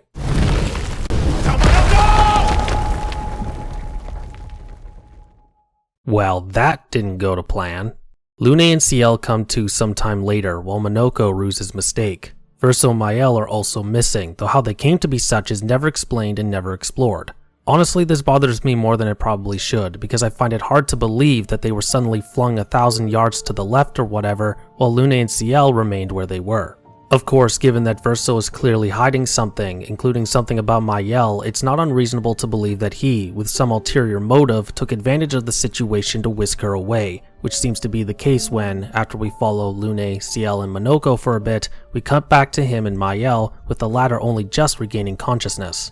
Even still, it feels like a bit of forced tension injected into the story for no discernible reason beyond servicing a particular moment that comes later in this section after Lune, Ciel, and Monoko find Expedition 58's journal and make a miraculous discovery, though I will forgive it since it's the one and only time this happens. For the next hour or so, we follow the two teams separately as they slowly work their way towards the center of Old Lumiere, fighting throngs of Nevrons along the way, jumping from Lune, Ciel, and Monoko to Verso and Mael upon the former finding the aforementioned journal. Things get very strange, however, when, after fighting some Nevrons, Verso inexplicably disappears, leaving Mael all alone. Save for Noko, but he ain't really doing a whole lot except be a fly on the wall. As Mael, we continue towards the center, continuing to fight Nevrons as we go, until, almost all of a sudden, we find a manor. A very intact one at that. Mael will recognize it though she can't remember where, a feeling that you may share as well. Approaching the manor, the doors will suddenly open, revealing a woman. Only that it's not truly a woman, but some creature, similar to the curator. Verso will suddenly appear and try to enter the manor, seemingly knowing the woman thing, only to be blown back. It's then that Renoir appears. Really, Verso? This was your plan? The white-haired girl is also here, and after having a staring contest with Verso, the doors to the manor close. Verso and Renoir will converse for a bit, arguing the finer points about family, which leads to Renoir revealing that he is Verso's father. Well, well. It's then that Lune, Ciel, and Monoko catch up, with Lune immediately digging into Verso about this. Turns out the journal they found, the one that belonged to the 58s, revealed to them the truth of Verso and Renoir's familial tie as well. And Lune is none too pleased about it. Alright, before we move on, I just have to ask, is it just me or does this whole sequence feel a bit disjointed? From Verso's sudden disappearance to the moment Renoir reveals the truth of he and Verso's familial connection, it all just sort of seems all over the place. I can't call it bad because, like with almost every interaction we've had with Renoir, it's dripping with carefully crafted ambiguity and foreshadowing, which will make sense, say it with me now, much later, and that's a good thing, but even then it still feels rather odd in its composition. And perhaps that's the point. Verso and Renoir obviously know a lot more than they let on, while we, in the same position as Mael, are left confused and befuddled, the confusing nature of this scene meant to mimic that. If that's the case, then well done, Sandfall, because it certainly worked on me. Perhaps my personal confusion is because I'm still focused on Verso's disappearing act. Because what the hell? Why'd he do that? Where'd he go? And why doesn't Mael question him on it later? It's all very odd, and perhaps another case of forced tension, both in terms of the narrative and gameplay, since we have to contend with Pax and Nevrons with just Mael for a bit afterwards, which would make it the second time that this happens. So much for only happening once, I guess. Either way, Verso isn't keen on talking about his daddy issues until we've taken care of Renoir, the only obstacle keeping us from reaching the Paintress's heart. And so we fight him. Like, actually fight him this time, and holy shit, he doesn't mess around. I won't lie, Renoir nearly kicked my ass 6 ways to Sunday on my first playthrough, though I'll openly admit to this being merely a severe skill issue, not helped by the very odd timing of Renoir's attacks. Either way, we defeat the old sod, who ends proceedings with one final barrage of raw chroma, which everyone miraculously survives. Except Noko, the poor little Gestrel getting caught in the blast. Mael will attack Renoir in rage, though they don't touch him. Renoir will attempt one final strike, which Verso blocks, calling out Alicia while he does it. Alicia? The world becomes still, turning black and white, save for Mael, just like in her visions and nightmares. The doors to the manor will open again, and the white-haired girl appears once more. She and Mael will share a moment where she removes her mask and reveals a heavily scarred face. Touching her conjures walls of flames and the sounds of a man screaming, as if she's trying to tell Mael something, before turning to leave, at which point the manor suddenly disappears, taking the white-haired girl, Renoir, and the Paintress's heart with it. As one might expect, Verso is very pleased. Fuck!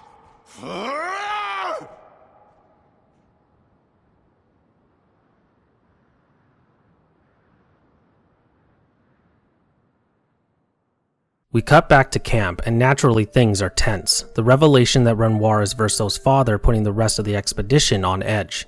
If he was willing to hide that from them, what more isn't he telling them? As Lune puts it, lying by omission is still lying. There's also the matter of Noko. Minoko, who acted like a father figure to the little guy, is crushed by his death. Now the one caveat to this is that Gestrels can reincarnate, so bringing him back is more than possible. However, it won't be a perfect reincarnation, so to speak. Noko will return, but not as he once was, suggesting that in death they lose that which makes them who they were before. For all intents and purposes, the Noko we knew, the Gestrel who wanted to be the greatest merchant among all Gestrels, is gone. It's here that we come to the elephant in the room, the Paintress's heart. With the manor now gone, they have no way of reaching it and by extension reaching the monolith. It would appear we've reached a dead end. Only that, along with revealing the truth of Renoir and Verso, the Journal of the 58s also made mention of another method of breaching the barrier. For that, we need to speak to the Curator. Turns out the Curator can create a weapon that can pierce the barrier, but for that we need the hearts of creatures called Axons, massive behemoths that inhabit the islands that dot the sea north of the continent. Verso is vehemently against the plan, as even he, as someone who can't die, has been unable to kill them, and he isn't about to risk everyone's lives for this. Lune, however, won't hear it. As she puts it, death is coming either way, may as well go down swinging. And so with that we can set off for our new objectives. The hearts of the Axons, needing 2 for the Curator's weapon. While there are 3 Axons out and about, one of them is situated high on an unreachable mountaintop, which narrows us down to the 2 living on the aforementioned islands in the Northern Sea. Which one we go after first is entirely up to us, though Verso recommends we head to the one in the west first, as it's already been weakened by a prior expedition. To that end, on both my playthroughs I did exactly that, and thus will go in that order here. The West Axon is located on an island called Visage, which is littered with enormous creepy masks of various expressions. Minoko will refer to the Axon, also called Visage, as he who guards truth with lies, and while what this means won't be immediately apparent, coupled with the masks it paints an ominous picture. It doesn't take long for us to come across the Axon itself, who gestures to a particular path, seemingly inviting us to meet with him, an invitation more formally extended by some creature called the Mask Keeper. There are other paths we can explore at our leisure as well, but we'll get to those in a bit. Now, you may be thinking that this all seems too easy, that dear old Visage would just invite us to meet with him. And you'd be right, for it's nothing but a trap. If you head straight to meet with Visage, you inevitably fight him, the Axon making use of masks in a cleverly constructed combat encounter. However, defeating the behemoth isn't enough, for once we defeat him, the Mask Keeper will appear and reveal himself to be the true Axon. Thus begins the second phase of our fight with the Axon, and if you went straight to fighting him instead of exploring the other paths that are available to us, this is where the bullshit begins. As mentioned, there are 3 other paths we can explore before heading to see Visage, each one of them ending with a mini-boss encounter where we must defeat a supercharged Nevron powered by one of these masks. The masks in question are joy, anger, and sadness, 3 of the most powerful of human emotions, and if you don't destroy them before facing Visage, they will show up during this critical second phase and make your life utterly miserable. On my first attempt during my first playthrough, I only destroyed anger, leaving joy and sadness, and if you've played the game, then you already know what a colossal mistake I made. Joy will constantly heal Visage faster than you can damage him, while sadness will continuously apply the exhaust debuff, preventing your party from acquiring action points, making the fight an exercise in futility. Not since playing through the Battle of Denerim and Dragon Age Origins for the first time has a combat encounter made me rage so hard that I nearly quit the game entirely, certain as certain could be that somehow this fight was beyond broken, that I was being cheated out of progressing.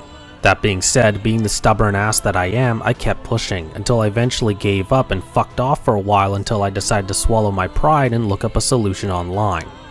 Only to find said solution and go, oh. Needless to say, the second phase is infinitely easier, as the masks won't appear when called upon by Visage.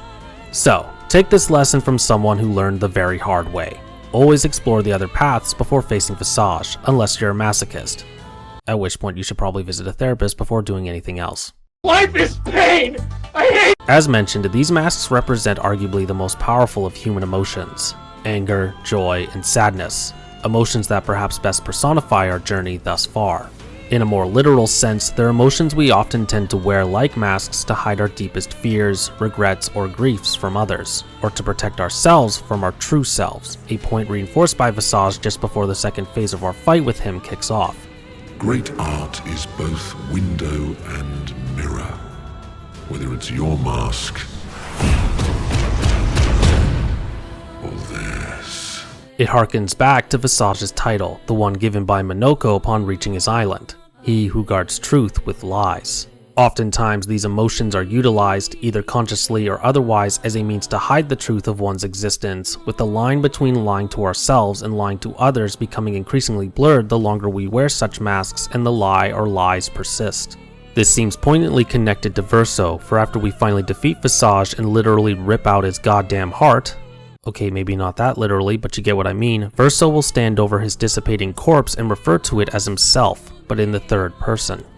That was Verso, wasn't it? What this means, like so much else in this story, is ambiguous, but will come back later when the truth of this world and the Paintress are laid bare for all to see, though its more immediate implications are hard to miss.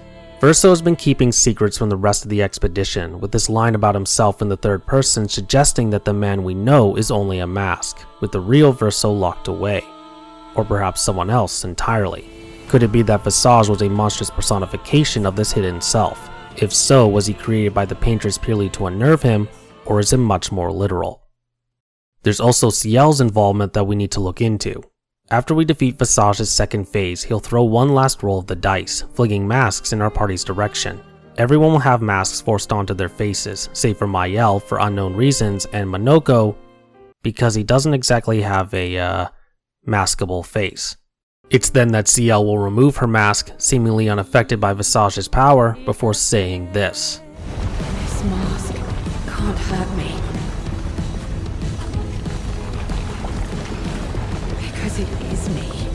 What this means will largely depend on how much you've interacted with everyone back at camp, which is why I must stress once again that you head back to camp regularly and speak with them. As we've already seen and established, this story is layers upon layers of mystery, but hints and clues can be gleaned from these early conversations, including the meaning behind Ciel's role in this moment with Visage, about how she has a dark past that she keeps hidden behind her cheerful and optimistic personality. When facing Visage, it's like a switch has been flipped. The mask she wears isn't something to be feared or avoided, but already a part of who she is, thus nullifying whatever power Visage has over her in that moment, which allows her to rip out his heart. This in turn could be an aha moment if you've already played and maybe didn't connect all of the dots the first time, or a I wonder what she means by that moment if this is your first time through, further building on the layers of mystery already well established in the narrative, thus pushing you to find out more. With Visage dead, it's time to move on to the next Axon in the east, situated on an island with an enormous coliseum, a structure that, according to Minoko, didn't exist before the fracture. We're quickly introduced to Seren, she who plays with wonder, residing at the bottom, dancing and singing along to a beautiful song. A song that sends everyone into a trance, manipulating their emotions in different ways. Minoko, unaffected, breaks them out of the trance, though it's made rather clear what makes Seren so dangerous. She doesn't need to send minions after us, though she has plenty of those to defend her if needs be. She'll just make you go batshit crazy, play with your mind and make you do things you wouldn't do otherwise. Like jumping off the ledge into the pit below, as happened to Expedition 67 when they came here. Only those strong in mind and heart can withstand her, and thus it's made abundantly clear that we need to be careful. Don't listen to her, don't even look at her, lest you want to meet an early grave. This aspect of Seren could have been used in interesting ways mechanically, for as it is now, traversing the Colosseum is no different than any other zone in the game, despite being quite a bit longer. In fact, despite being the weaker of the two, Visage's island has more complexity to it, with the need to destroy his masks if you want to avoid throwing your controller through your screen in a fit of rage. Or maybe that's just me. Yes, I'm still salty about it even though it's my fault, and no, I didn't actually throw my controller through my TV. All we need to do is follow the path down, fighting Seren's Nevrons along the way, and while it's certainly easy to get lost if you decide to go exploring its many side areas, making note of particular landmarks can easily get you back on the right path. How interesting would it have been if you did decide to stop and stare at Seren from a ledge, assuming you can see her, or stop and listen to the music and become entranced if you linger too long, thereby throwing yourself off a ledge and conjuring a game over screen. Could have been a neat way to drive home that earlier point about her power to manipulate minds. If such an idea was considered, I imagine it was deemed either too difficult to implement effectively or probably seen as too much of a hindrance since exploration is a key part of the gameplay loop. Either way, there's blissfully less to talk about here until we finally get to Seren. As mentioned, you simply need to follow the path down to reach her, fighting Nevrons that get in your way, including two sizable bosses, a Tisseur and a Glissando. We can avoid the Tisseur if we wish, though this is a decision I've never made, always opting to fight it, in large part because it works for Seren, and thus could have a hand in the fight against her similar to Visage's masks, and on both my runs I was not about to take that chance. Slithery Snakeboy Glissando cannot be avoided, as it blocks the path we need to take. In fact, it's the last obstacle in our way to reaching Seren, for behind it is one of the many hovercraft things we use to traverse the Colosseum, this one in particular taking us to a sort of antechamber that immediately precedes her. Confronting Seren leads to one of the most emotionally surreal scenes in the entire game. Using her strange magic, she puts everyone in a trance, with ghostly apparitions appearing in front of each of them. An old couple for Lune, a man and child for Ciel, Noko for Minoko, and Gustav for Mael. Lune and Ciel's apparitions were the ones that immediately caught my eye. By now we'll have gotten some glints into their past, such as Lune's parents having died while on an expedition, or the fact that Ciel was previously married. These tidbits on their own could have easily been considered inconsequential to the wider narrative, yet more examples of the grim world they live in, yet to have them put front and center when facing Seren suggests something far deeper at play. They honestly took me aback, unprepared as I was for them. Ciel's vision in particular left me feeling rather troubled. We can safely assume that the man in front of her is her deceased husband, a fella named Pierre. But why is there a baby? In another earlier conversation, when discussing the moral challenges Lumiere's face when it comes to deciding to have children or not while under the threat of gommage, she'll state at Verso's asking that she doesn't have children, and yet a baby appears in Pierre's arms. Was she lying, or merely omitting a particular detail about her past? Given that these apparitions are of those who are deceased, the implications left me deeply concerned for what we could potentially find out later. Verso is the only one in the party not to have one of his own, which catches Seren's attention and prompts her to finally kick things off. The fight with Seren is fairly straightforward, if only for the simple fact that, unlike Visage or the Duelist earlier, there is no second phase. Instead, the fight ramps up in difficulty as we slowly but surely whittle down her health, Seren's attacks becoming progressively more aggressive and lethal as she, for lack of a better term, seems to panic at the prospect of defeat and throws everything she has at us. In fact, I much prefer this fight over the one with Visage purely because there is no second phase. While Visage having a second phase makes sense since the Mask Keeper is the actual Axon, not whatever this giant is, I've never personally been a fan of second phases in boss fights. While I'm almost certain I'm in the minority on this subject, I've always felt second phases in boss encounters to be contrived purely for the sake of it. I'm not going to be so brazen and call it padding, but unless there's a narrative justification for it, like with Visage, then what's the point beyond mere spectacle? If you kill a boss, then they should be dead. End of story. Thank you very much. See you next week. I would much prefer boss encounters be like the one with Seren, where the difficulty progressively increases as we wear them down and they begin to throw everything they have at you in desperation. Last throw of the dice and all that. Unless it's Final Fantasy 16, because boss encounters in that game are just that damn awesome. Anyways, once we defeat Seren, she, like Visage before, will make one last attempt to win the fight, putting everyone in a trance, then hold her hand to Lune. One thing you'll notice as you explore the Colosseum is that Lune appears to be the most adversely affected by Seren's power, making comments at various points that left me, and the rest of the expedition, more than a little concerned for her well-being. She's even grander than I thought. Lune, you're okay, right? This moment at the fight's end would initially suggest a culmination of this, Lune willingly giving herself to Seren, only for her to amass an insane amount of chroma and detonate it in Seren's face, killing her and taking her heart. Just like with Ciel against Visage, Lune is put front and center here, though whereas Ciel's involvement is rather overt, Lune's role against Seren is a little harder to pin down, at least initially. However, once you do some digging, it begins to make sense. Lune is the scholar, focused on acquiring knowledge and finding the truth, while being perhaps the most committed to the expedition. This is in sharp contrast to Seren, who represents a sort of fantastical way of living, where the harsh realities of the world are non-existent or explicitly ignored. Lune's strict adherence to grounded reality could be why she was specifically targeted by Seren. If Lune could be broken, what chance do the others have? Unfortunately for Seren, she may have underestimated Lune in the end, for I think it's ultimately this grounded approach to the world that helps Lune break out of whatever spell she's been put under and end Seren for good and claim her heart. On Ciel and Lune, I just want to say real quick how smart I think it was to put them front and center during these clashes with the Axons, particularly at their conclusions. While there's no denying their importance to the story, it's very clear that Mael and Verso are the main focal points and driving forces behind much of it, goes without saying, and it would have been easy for Ciel and Lune to largely remain in the background and be overshadowed, even though it could be argued that they helped lay the groundwork early on, especially Lune. By putting them front and center in these pivotal moments, they're given a chance to shine where other games might not have done so. A minor detail to be sure, but one I feel is worthy of credit nonetheless. With both Axons dead and their hearts claimed, it's time to give them to the Curator, something we do after each one is defeated. Strangely, the Curator will only accept the hearts from Mael. Why? Because each time she does, she gets a vision. For the first heart, she sees the Curator turn into Renoir for the briefest of seconds, except it's not the same Renoir we've been trading blows with. Or is it?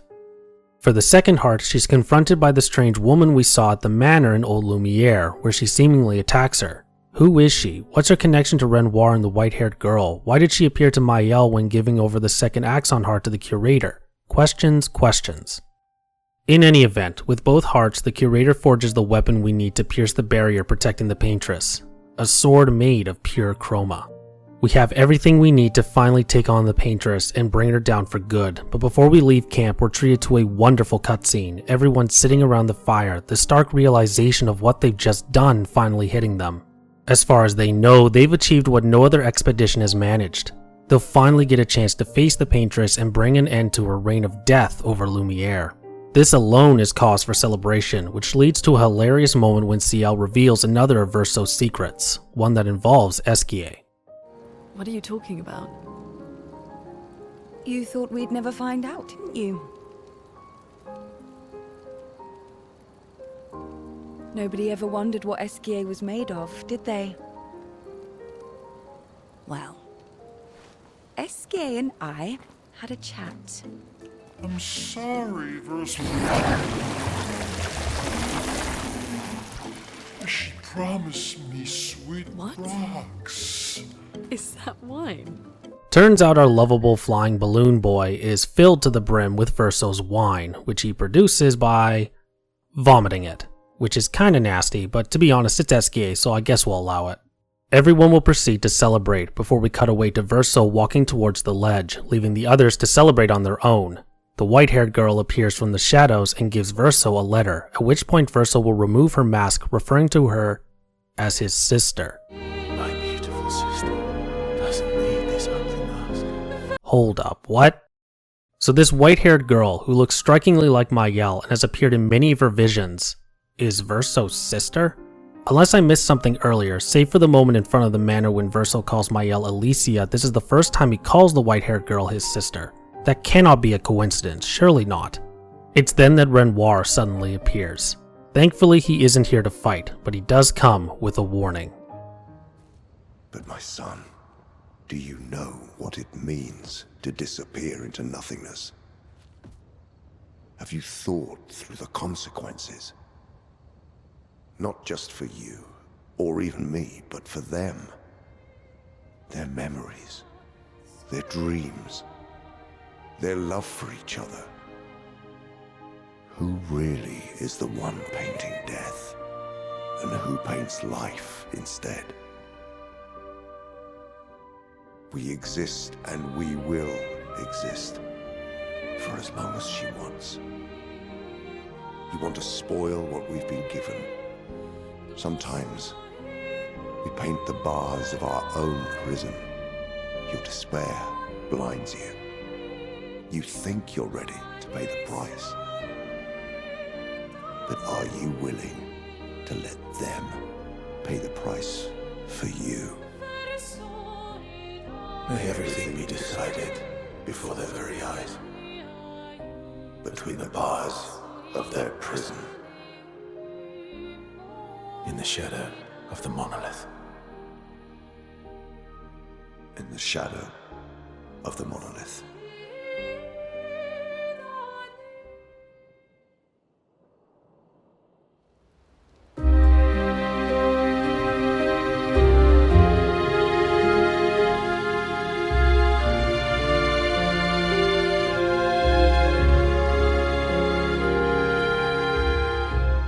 Alright, the time has finally come. When we're ready and have explored all we've wanted to explore and feel sufficiently leveled up to do so, we can head straight for the barrier around the monolith, where Mael, after some initial difficulty, breaks it with her newly crafted blade. With this final obstacle gone, we can head for the monolith unhindered. It's a profoundly surreal moment, finally seeing the monolith and Paintress up close. For so much of the game up to this point, the Paintress has always felt omnipresent, looming on the horizon and almost always in plain view, but seemingly always just out of reach, as if she's taunting us with her mere presence. And yet, now that we've gotten this close, we see a different side of her. One of deep sadness, as she sits at the base of the monolith in a fetal position, bearing her head in her arms, as if to hide an unknown shame, to hide tears of regret and despondency. It suggests that she may not be the overtly malicious entity that the people of Lumiere have come to believe her to be. Of course, at this juncture this is pure speculation based on appearances and not hard facts, but this mournful demeanor she exhibits leaves a lot up for speculation. Speculation that only deepens when we consider everything Renoir has said in our encounters with him. Much of what Renoir says suggests that the gommage is not a cruelty, but a mercy, presented as a gift of life, suggesting in turn that greater forces are at play beyond our ken, and that to relinquish this gift will come at a price that may cost everyone in Lumiere everything. For this reason, Renoir's final warning to Verso before we head to the monolith left me feeling incredibly uneasy, downright nervous even more so when Verso's role in all of this is considered. We know without a doubt that Verso is hiding things, and thus as you learn some about them, you'll consequently learn not to take what he says at face value, including his reasons for wanting to take down the Paintress. Renoir's final warning hammers this point home in spades, strongly suggesting that his desire to help the 33s is not as altruistic as it first appears. Nevertheless, the die is cast. We've reached the Paintress. Price or no price, we have but one goal in mind: to take her down. Only that our attacks do absolutely nothing, every attack being nullified. Literally. In response, the Paintress does absolutely nothing. What the hell is going on? Eventually a cutscene will play, where Mael approaches the Paintress before the screen turns black and white, and the Paintress is replaced by the strange woman from the manor. Suddenly, everyone, excluding Verso and Minoko, is set on fire, the strange woman calling upon some diabolical power. In a panic, Verso holds Mael, allowing himself to be caught in the flames, which prompts the strange woman to release them. A portal then opens in front of them, and wasting no time, everyone walks through, ending up inside the monolith. What the fuck? With no time to lose, we follow the path cut through the monolith, Mael stating the Paintress, the real Paintress, is somewhere at the top, with her heart. To that end, we have to climb up. Traversing the monolith is fairly straightforward, for there's only one path to follow. There are the odd offshoots here and there that we can check out, including another foray into the mansion that grants us access to a sort of greenhouse, but by and large the time for exploration is over. As for the path itself, it takes us through various microcosms of zones we previously visited earlier in the main story, such as Spring Meadows, the Forgotten Battlefield, and Minoko Station. Here we'll face off against enemies specific to those zones, only that these guys are significantly beefed up compared to their earlier counterparts, which may cause a bit of whiplash if you were expecting a walk in the park, especially in these early sections. In a way, it bears certain similarities to the Crossroads in Dragon Age: The Veilguard, a comparison that will undoubtedly annoy some people given that game's general reception, but I find these similarities hard to ignore. In case you haven't played Veilguard, the Crossroads is a dimension that exists between the real world and the metaphysical realm known as the Fade that, at least as it pertains to Veilguard lore-wise, allows for much faster travel between different locations found in the game via magical mirrors known as Illuvians. In the Crossroads are different islands of sorts, each one a microcosm or representation of these different locations, in which you'll also encounter enemies that also exist in their real-world counterparts, for reasons I won't get into here, or else this already overly long video will turn into a Veilguard analysis, and I don't think anyone wants that. Yet. Exciting, yes? The various sections we come across as we climb the monolith work similarly, acting as microcosms of previously visited areas, though to call these areas a one-to-one mirror of one another would be a dramatic stretch at the very least, for reasons we've already discussed. The monolith is entirely linear, while the Crossroads are not, and enemies in the monolith are beefed up variants of earlier versions, while the enemies in the Crossroads are no different than those we faced in the real world. On top of these beefed up enemies, at the end of each of these sections we'll come face to face with one of two potential enemies, Clair or Obscur, Nevrons that I actually quite enjoyed squaring off against despite being somewhat difficult bastards initially. In fact, when you get to the last section of this trial by fire, you'll face both of them at once, which on a fresh run, if you haven't been using Lumina points and Pictos accordingly like I stupidly did, you'll be in for a rough ride. They're essentially personifications of this world's duality given vicious form, representing both the light and the darkness that reigns over it. In fact, the story and its characters are laden with this duality, but we'll dig into that more later as added context is needed to make sense. Their names, as well as the game's title, are also a reference to the art technique known as chiaroscuro, which first emerged in Renaissance Italy and still sees some use in various art forms and creative mediums to this day, and translated into French as Clair Obscur. See? It's in the title. Do you see it now? Look at it. Look at it! It's a technique that makes regular use of strong contrast between light and dark, sometimes affecting the whole composition, and was used by famous artists such as Da Vinci, Caravaggio, Rembrandt, Vermeer, Goya, and Delator. It's also been used in photography and film, the most explicit example of the latter being Stanley Kubrick's 1975 classic Barry Lyndon, where some scenes were shot using only candlelight, creating the chiaroscuro effect. We even see it to some extent throughout Clair Obscur in some cutscenes and environments, chief among them being the black and white visions and dream sequences that Mael has, bright whites illuminated against cavernous blacks. And it comes back again to a degree as we traverse the monolith. At various intervals, we'll see strange ghostly visions appear before us, the screen turning black and white. In every vision, we see an older woman in various scenes, this woman being the only constant out of all of them, with everyone assuming her to be the paintress before she became the paintress. While far from overtly direct in their meaning, they all stand out in some way. The second vision shows her teaching some children, presumably her children, of which there are 3, how to paint, with one of these children looking rather similar to Alicia. The third shows her with a man who looks eerily like Renoir, with it suggesting that the two are in conflict, the woman angry at the man, presumed to be her husband, about something. The fourth shows her arguing with a young girl, who again looks a lot like Alicia, while the fifth and final shows her with a young boy while he plays the piano. There's a scene much earlier back at camp that shows Verso playing the piano. No, surely not. According to Mael, these visions are memories of the paintress's life before she became the godlike entity that brings death and despair to Lumiere. That she had a family that was in turmoil. What great calamity could have caused her to become what she is now? Is it even by her own choice? Given what Renoir says about the gommage being a kindness, it may well not be. Could that be why she looks sad at the base of the monolith? There's also the question of their purpose. We're seeing these memories because, as Mael states, we're inside her mind, which would suggest that the paintress wants us to see them. But why? Is she trying to elicit sympathy that whatever has befallen her and her family is the cause of everything that has come before? Perhaps these are memories that she intentionally keeps hidden away inside the monolith away from prying eyes, Or are they messages meant to be interpreted by certain members of our party? Interestingly, Verso will have very little to say regarding these visions, and Mael will intimate visible discomfort through dialogue, as if something about them is triggering something in her mind. After all, she'll have remarked several times prior that certain things, such as the manor or the white-haired girl, seem familiar. Which could also go to explain how it is that she can read the chroma in the monolith, thereby recognizing the visions we see as the paintress's memories, which continues to build upon the idea that she's somehow connected to something far greater. But how though? Guess we'll have to reach the top to find out. After the final section of this trek, a recreation of Lumiere, we come across a massive cavern, saturated with chroma and filled with easels, frames, and canvases. In fact, you'll regularly see these items scattered throughout the monolith, either directly on our path or floating out in the ether that fills the gaps in between, suggesting the paintress is more than a title bestowed upon her by the Lumierans. Chances are you'll have already realized that this massive cavern will be the scene of a big old boss fight, and sure enough, we run into Renoir, though not before we see one final vision, that of the paintress and the man we saw on the bench holding each other close. Renoir and Verso will converse for a bit, a conversation that, like many others, is dripping with foreshadowing and hidden meanings, Renoir making one last attempt to sway Verso from whatever path he's on, but to no avail. So begins our final battle with Renoir.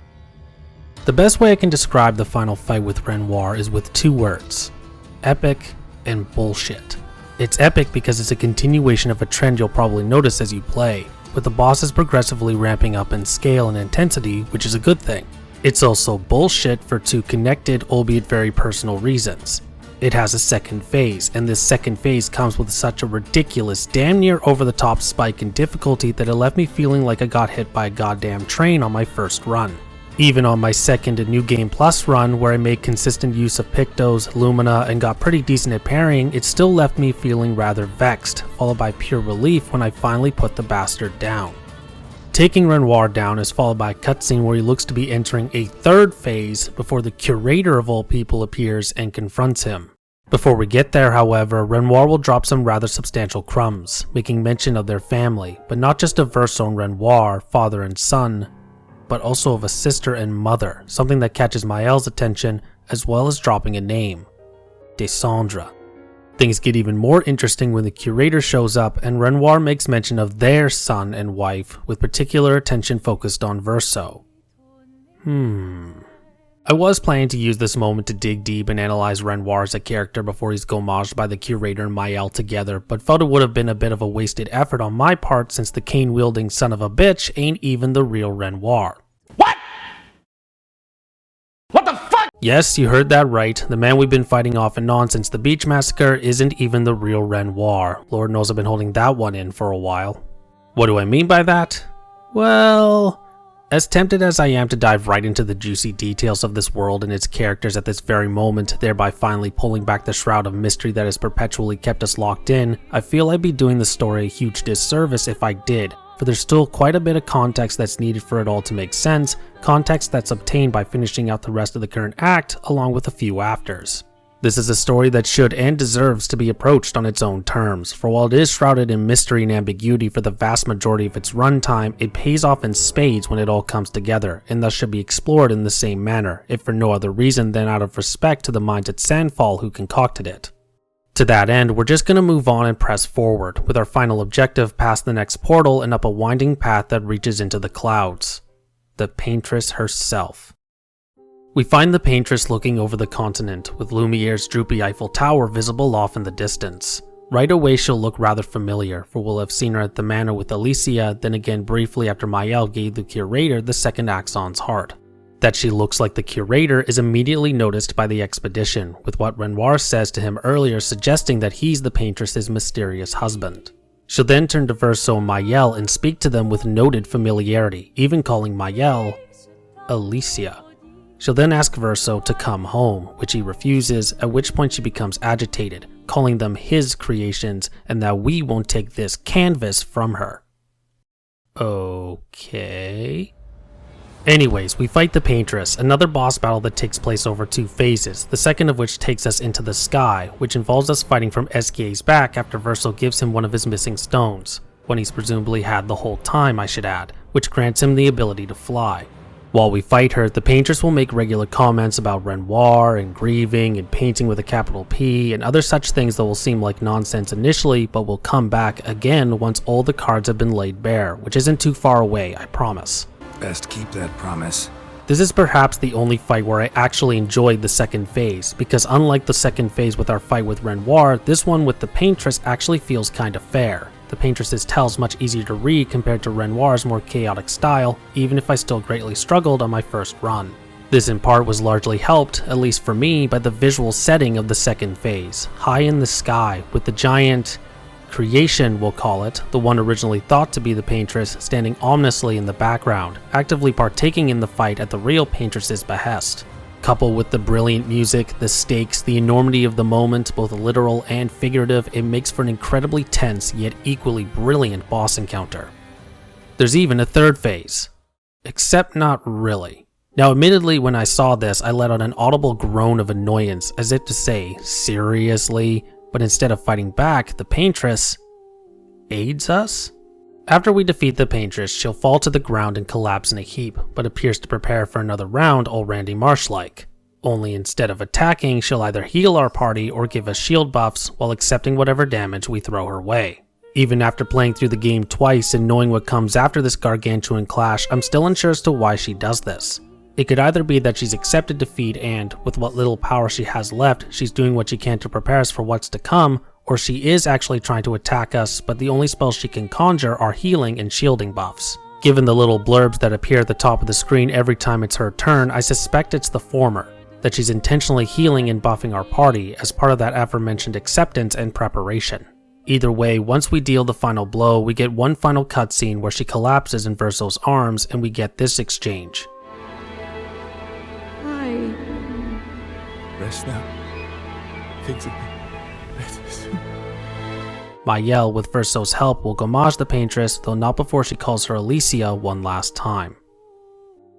So ends the paintress's reign of death over the world.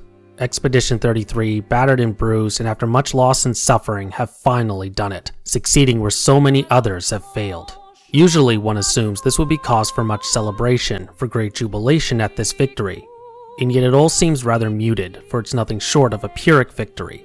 Expedition 33 alone left Lumiere with 15 members, only for 3 to remain, not including Verso and Minoko, who joined later.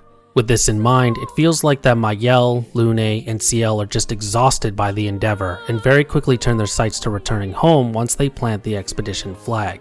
There's also still the very conspicuous silence of Verso, and even Minoko, a sign that continues to clearly suggest that they're hiding something.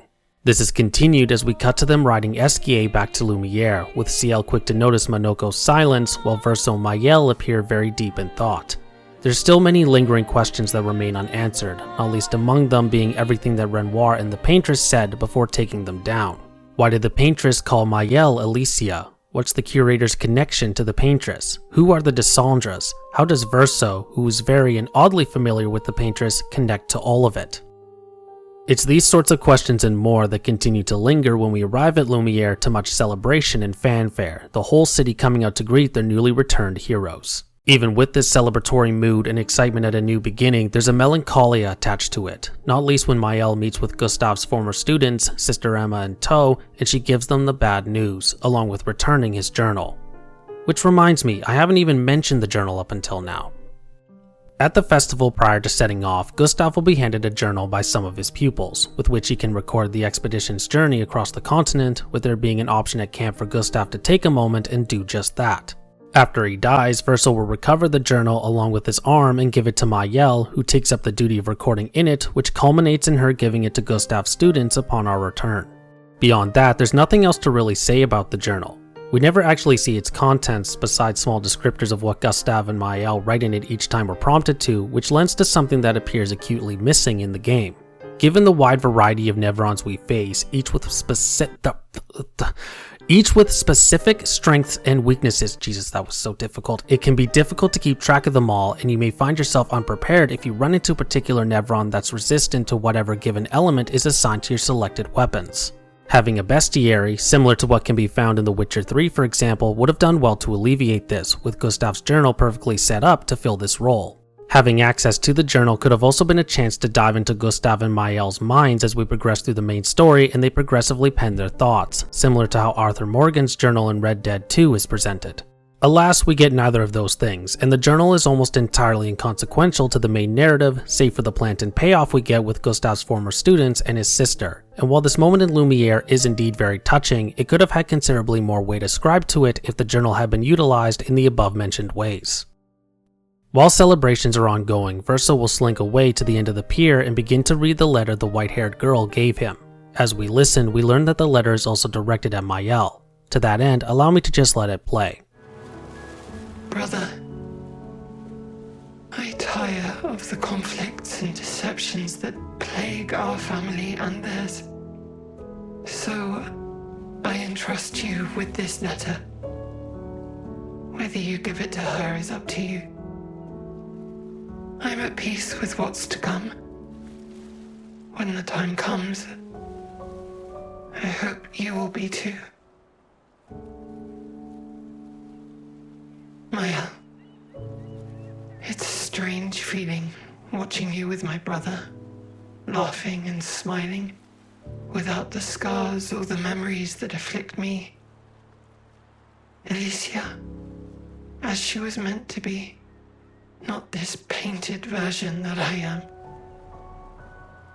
My family, a facsimile of yours, and this world, a mirror, painted by your mother, the paintress, to stave off her grief. Seeing your expedition through would plunge us all into the abyss. For in ridding the world of the paintress, you'd lose the sole force standing against the one who would erase us, the one who invokes the flowers of the Gamash. An act of love, for he does love her. Your father. On her monolith, she paints a warning for us all, of the few she can save as her power wanes. We all wish for our families to thrive. Your family, however, believes only one can survive. But perhaps you'll find another way. You who have lived amongst us, perhaps you differ from your father and your sister, as I differ from mine. Your mother paints life, whilst your father, death.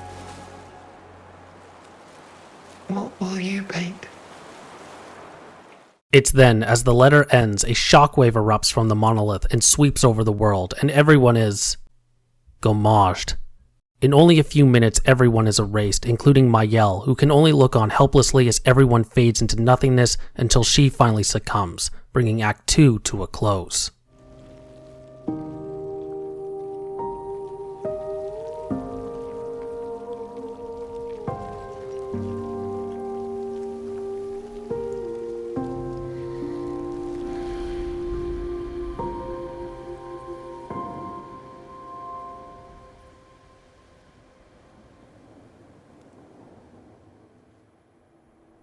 Only that we're not done yet. We're suddenly thrust into the past, Monolith Year 49, and are shown a dramatic, harrowing scene of Verso standing amidst flames before it cuts to Mael. Except it's not Mael, but Alicia.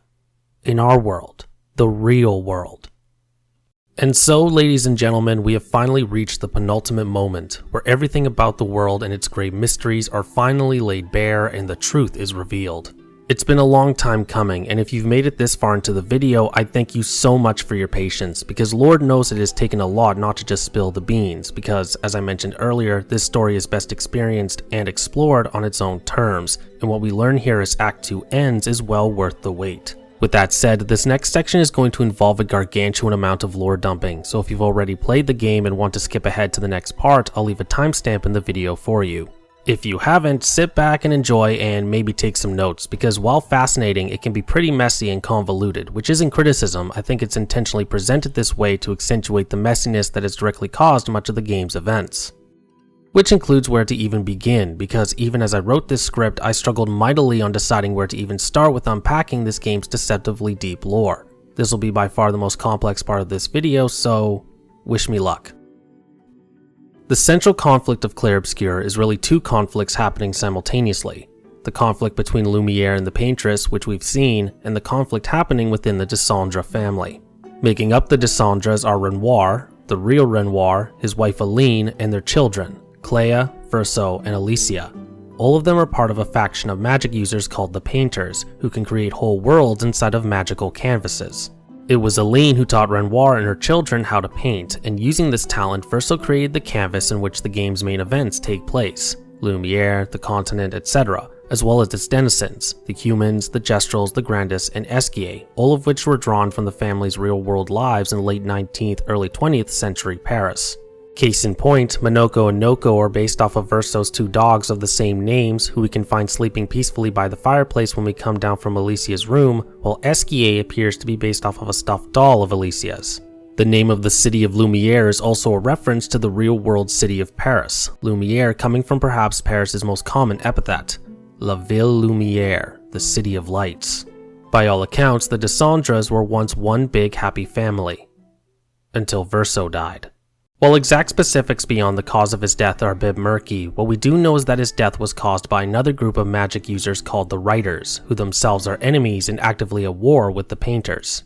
At some point prior, the Writers tricked Alicia and sought to burn her to death in a house fire, only for her to be saved by Verso, who tragically perished in the effort. Alicia herself was left severely scarred by the event, both psychologically and physically, with her face severely burned along with losing an eye and the use of her voice, unable to speak beyond short, raspy breaths and grunts. Verso's death had a shattering effect on the whole family, but none more so than Aline, Verso being her favorite among the children. She also actively blamed Alicia for his death due to her having some connection to the Writers that's never explained, the only suggestion being the presence of a typewriter in her room, which we can see when we find Maëlle in the manor in Act 1. To cope with her immense grief, she sought refuge inside his childhood canvas, which contained the last piece of his soul. How that piece ended up there is never explained. It could be that it ended up there upon his death, or was already there due to his countless trips into the canvas, which reached well into adulthood. While there, Aline created immortal, painted versions of her family, which we've run into throughout our journey. Fake Renoir, who we fought, the white-haired and masked version of Alicia, and Verso, the very man we've been traveling with since the start of Act 2. Clea is interestingly absent, but that's something we'll touch on when we finally meet her, for despite her limited screen time, she's just as fascinating as the rest of the family. Aline spent countless hours at a time, maybe even days, inside Verso's canvas, which began to have a substantially harmful impact on her mental and physical well-being. One thing that's made clear at various points throughout Act 3 is that prolonged stays inside these magical canvases can have a harmful effect on one's health, which we get a glimpse of near towards the story's climax.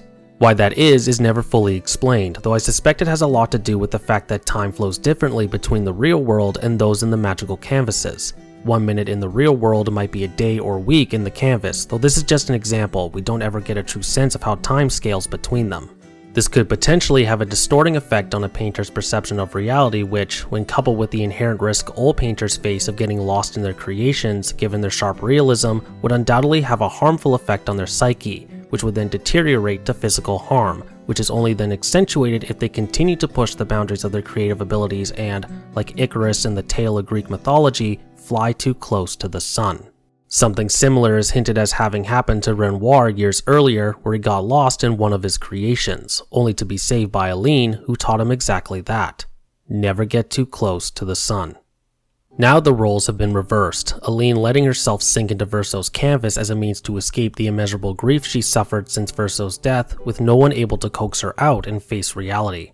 Out of love for his wife and pure desperation for her well-being, Renoir decided to enter Verso's canvas and forcefully pull her out, then destroy the canvas afterwards, both as a means to save Aline and end the cycle of grief that has come to grip the Descendre household.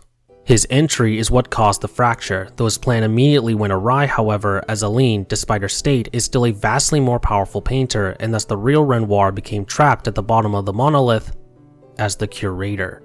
What followed was a decades-long conflict within the canvas, as Renoir sought to erase Aline's creations with the gommage. Aline, now trapped at the top of the monolith as the paintress, managed to stall him by painting an ever-decreasing number on the monolith, thereby ensuring that only humans of a certain age were erased each monolith year, this countdown serving as a warning to the Lumierans of their impending doom. All the while, the painted Renoir spent those decades preventing Lumiere's expeditions from reaching the monolith, while painted Verso, the Verso we know personally, aided the expeditions to do just that. While Verso's reasons remain somewhat of a mystery, his admission that he's grown tired of immortality at the end of Act 1 is very telling, while progressively revealing themselves near the end of Act 2. Put simply, he's tired. Of everything. Of the constant death while he lives on, of his family's infighting, and of watching the mother of his real-life self suffer so that he, an artificial copy, and the soul of the real Verso can live on. His existence, and that of the real Verso's soul, form the crux of why and how everything is the way it is in the canvas, and he's sick of it. He just wants to let go, be let go, so that his family may finally find peace. It's why he so willingly offered his aid to the 33s, why he rescued Maëlle from the beach and stalked her steps throughout Act 1. He may have meant well, but his altruism was largely a facade to achieve his greater goal. A final rest. With the paintress now gone and Aline forced from the canvas, allowing Renoir to commit the mask homage he's always sought, he's achieved his aims, though as we can see from his reaction, he may already be having regrets. And thus we return to the past, as Alicia wakes up from her nightmare and is called downstairs by Clair. We find her in the atelier, the one room in the manor that we've been unable to access during our forays into its painted version in the canvas, and presumably where the paintress's heart would be if we managed to get inside an old Lumiere. It's also where we find Aline and Renoir, locked in their struggle inside the canvas, frozen solid for what must be hours, if not days. It's then that Clair appears, at which point everything we've just discussed is more or less laid out. As mentioned previously, Clair is a remarkably fascinating character despite her limited screen time, and this brief meeting in the atelier does an excellent job of establishing her character and role within this family squabble. For starters, she's firmly in the camp of Renoir, actively helping him force Aline out of the canvas and erasing its creations. More specifically, she's the mastermind behind all of the Nevrons we faced, save for the Axons, which were created by Renoir. As a fun aside, all the friendly Nevrons we find are unfinished Nevrons, incomplete creations of Clair's, whom we help make whole by completing their short side quests. She also carries a massive chip on her shoulder. Despite being active in helping Renoir, she feels that he's wasting his time helping someone that doesn't want to be helped, and that he should just leave Aline to her fate while they go off and hunt down the writers responsible for Verso's death, a burden she's been left to shoulder on her own now that Renoir is trapped. While the chip on her shoulder is presented in such terms, there's far deeper meaning behind it that isn't explored directly, but can be gleaned as we explore the relationships within the family itself. As mentioned earlier, Verso was Aline's favorite, while Alicia, as we learn later, is Renoir's favorite, leaving Clair to be the one child stuck in the middle. Despite being the oldest of the three, she's presumably become the neglected middle child of sorts, left to fend for herself and perhaps struggling for attention, the hallmarks of middle child syndrome. This has presumably left her deeply aggrieved, a feeling only exacerbated by Verso's death and the cycle of grief that has gripped the Dissandres, a cycle that is fueled and has fueled Renoir and Aline's struggle for control of Verso's canvas, to the point where she intentionally painted over the painted version of herself Aline created in the canvas. It has also made Clair incredibly cold to everyone's grief and disdainful of Alicia in a way that left me really disliking her at first, a feeling greatly tempered by further exploration of her character, seeing her desire to move on and hunt down the writers being merely a mask she wears to hide her own. This is where the theme of grief and loss and how we respond to it really takes root, more specifically how one's grief can have a harmful effect on oneself and others. Each member of the Dissandre family is expressing the burden of their grief in their own way, and none of it is particularly healthy. Aline with escaping into Verso's canvas despite the physical and psychological consequences, Renoir stubbornly trying to help his wife but in so doing destroying the world within it, and Clair with her coldness towards everyone else and desire to get revenge. Consequently, these personal and unhealthy approaches to their griefs have had a detrimental effect on the world of Verso's canvas, subjecting its denizens to decades of their own suffering and griefs, which we'll explore more in Act 3. Alicia appears to be the odd one out, though this is perhaps due to the fact that she hasn't really been able to express it, though it's no secret that she certainly feels it. Clair has kept her at arm's length from their parents' squabble, but not out of a sense of protection, but because she sees her as a liability. The writers used her once, and she fears they'll do it again. Being only 16 and thus without the life experience to aid her, it's highly likely that she's been unable to process her own grief in a constructive way, with Clair's coldness and unwillingness to let her help only exacerbating the issue. Coupled with the guilt of Verso's death, as well as being perhaps unfairly labeled as the cause, it has left her feeling lost in the face of her family's slow disintegration. She gets her chance to help here, however, when Clair comes up with an idea. As she needs to deal with the writers, she suggests that Alicia go into the canvas herself and help Renoir, if for no other reason than that she'll be safe and kept out of trouble while she's gone.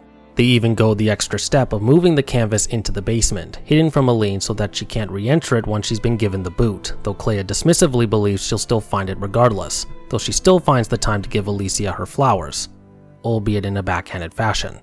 Unfortunately, upon entering the canvas, things go awry, Aline's power overwhelming Alicia as she tries to gain a foothold, which forces her to be reborn as one of Aline's creations, a rebirth that takes shape in the form of Mael's birth. Mael is Alicia, reborn in Verso's canvas, and thus we have come full circle. I cannot stress just how brilliant all of this is, with every little detail, every bit of foreshadowing, and those goddamn layers of mystery I keep mentioning coming back with full effect, and all of it makes Clair Obscur Expedition 33's story and narrative one of the tightest I've ever experienced in a video game.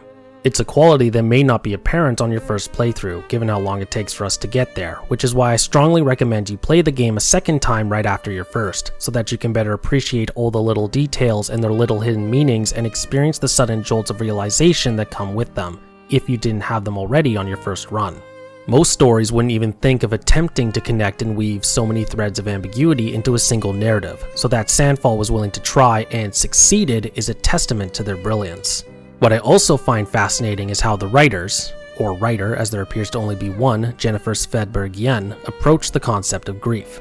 Most times, video game narratives would have already presented the grief in question, with the narrative then shaped around finding closure or solution.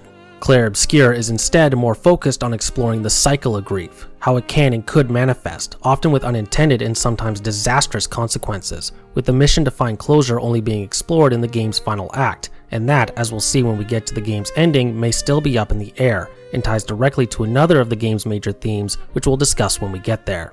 Grief as a concept on its own is incredibly complex, with so many different avenues and threads that it can follow, and is one that needs to be handled with incredible care, given its connotations, and I think Sandfall in this regard did a standout job, approaching the subject with due diligence and compassion.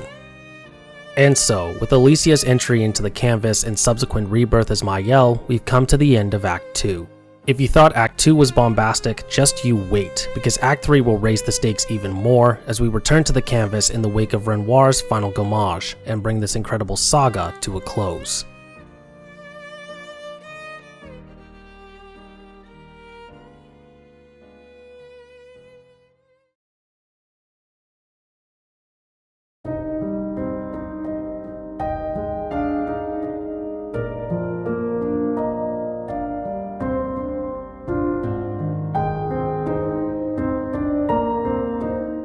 Act 3 begins with Mael's return to Lumiere after originally being gommaged, now sporting a whole new look in her memories as Alicia and as a paintress fully restored, finding Verso sitting alone dejectedly on a park bench.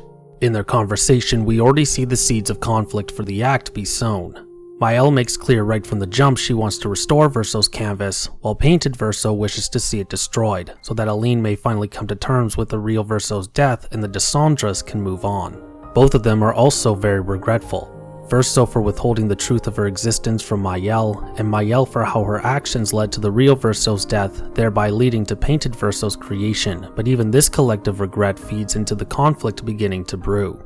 You may also notice a drastic change in Mael's character. Now that she's had her memories restored, she speaks with a confidence and assuredness that was bereft from the first two acts, qualities that will only grow as Act 3 progresses. In contrast, Verso has seemingly gone in the opposite direction, becoming rather sulky and surly, a combination of his regrets and his displeasure at Mael's plan to restore the canvas coalescing into making him a shadow of what he once was. These two have very different ideas of what the fate of the canvas should be, something we'll explore when we reach the game's penultimate moment. But first, we need to meet with Renoir, the real Renoir. Now freed from the monolith, he's begun the laborious work of destroying the canvas now that Aline has been given the boot. We find him in the main square and immediately see how different he is from the painted version we squared off against earlier. For one, he's much warmer to Mael. It's important to remember that his painted version is merely a manifestation of Aline's, perhaps what she believed Renoir needed to be. protective, supportive, and, as it pertains to Mael Alicia, disdainful, hence the words of blame spouted in her direction. He's also incredibly compassionate to Verso, fully aware that, as far as it concerns the Descendre family's infighting, he's been the most affected, caught in the middle for no other reason than just existing, even going so far as to apologize for all he's suffered. All in all, we see a man who truly cares about his family, who would do anything to see the pain and suffering they've endured end, which makes his desire to destroy the canvas understandable, even if we, like Mael, don't agree with this course of action. Mael believes that he can be reasoned with, but Renoir is unmoved, which... I'm sorry, but Mael can't have honestly believed she could convince him otherwise. With her memories restored, she knows full well what Renoir's intentions for the canvas are, and thus her shock at this revelation seems a bit daft on her part. Of course, we need to be fair and point out that her perspective is no doubt skewed towards saving the canvas for multiple reasons and is perhaps misguided by her belief that he would bend to her wishes, but to be so surprised as to almost panic? I'm not buying it. Either way, Renoir begins his destruction of the canvas, which forces Mael to make a quick escape when Esquier and Monoko come to the rescue, dragging Verso along with her. How did Esquier and Monoko know where to go? I don't know, and I could be a nitpicking asshole and question this, but I won't. Same with how Mael is even back in the canvas, considering she got gommaged herself at the end of Act 2, though I think that can be simply explained as Mael's erasure allowing Alicia to fully emerge inside the canvas, though that's just a guess. Before we zip into the sky, I want to take a moment and briefly explore Lumiere as we find it in this scene. Needless to say, it's a far cry from how we first find it in the prologue. What was once a vibrant, lively city that still somehow thrived despite the looming threat of the paintress and the gommage has been reduced to a shell of what it once was, now rendered dark and depressingly gloomy, devoid of any and all life. It's almost startling in a way as we walk the very same streets we walked as Gustave and Sophie in the prologue and see only the withered remains of what once was, expecting to find Tiffany at her flower stand or Estelle basking in the glory of her statue of Esquier, but instead we find nothing. Just empty spaces between all the ruins, with only those ruins and copious amounts of red and white flowers to serve as reminders of the lives that once dwelled here. It serves well to hammer home Mael and Verso's conflicting perceptions of this world. One that sees a living, breathing world that has been rent asunder and needs to be restored, and one that sees a frail, artificial construct that can easily be destroyed by the swipe of a brush. Escaping Lumiere takes us back to camp, where we see Mael doing her paintress thing. Before zipping off, we see her collect the chroma, presumably 2 souls, just before Renoir's weird lion-looking thing can absorb them. These two are none other than Lune and Ciel, and after a few attempts and some help from Verso, she brings them back to life. Needless to say, after Mael spills the beans off screen, their reactions, both in the following cutscene and in conversations we can have with them as Verso, are very telling. Lune, for one, is beyond pissed with Verso, that he withheld the truth regarding their world, his existence, and his plans, reasoning that if he had shared such vital information, they might have been able to find another solution, one that ends happily for everyone. By contrast, Ciel is rather understanding. She doesn't agree with Verso's actions, to be sure, and was briefly upset, but understands nonetheless. Sometimes doing what you feel is right doesn't always align with what's perhaps right for the whole collective. She also remains rather optimistic. With Mael able to bring her and Lune back, this means she can, in theory, bring everyone else back as well, including her husband, Pierre. If that means sacrificing Verso, then so be it, an idea that, in turn, builds on her understanding nature towards him. He was willing to sacrifice everyone to save Aline and finally get his rest, and she's willing to sacrifice him to get her husband back. 2 sides of the same coin.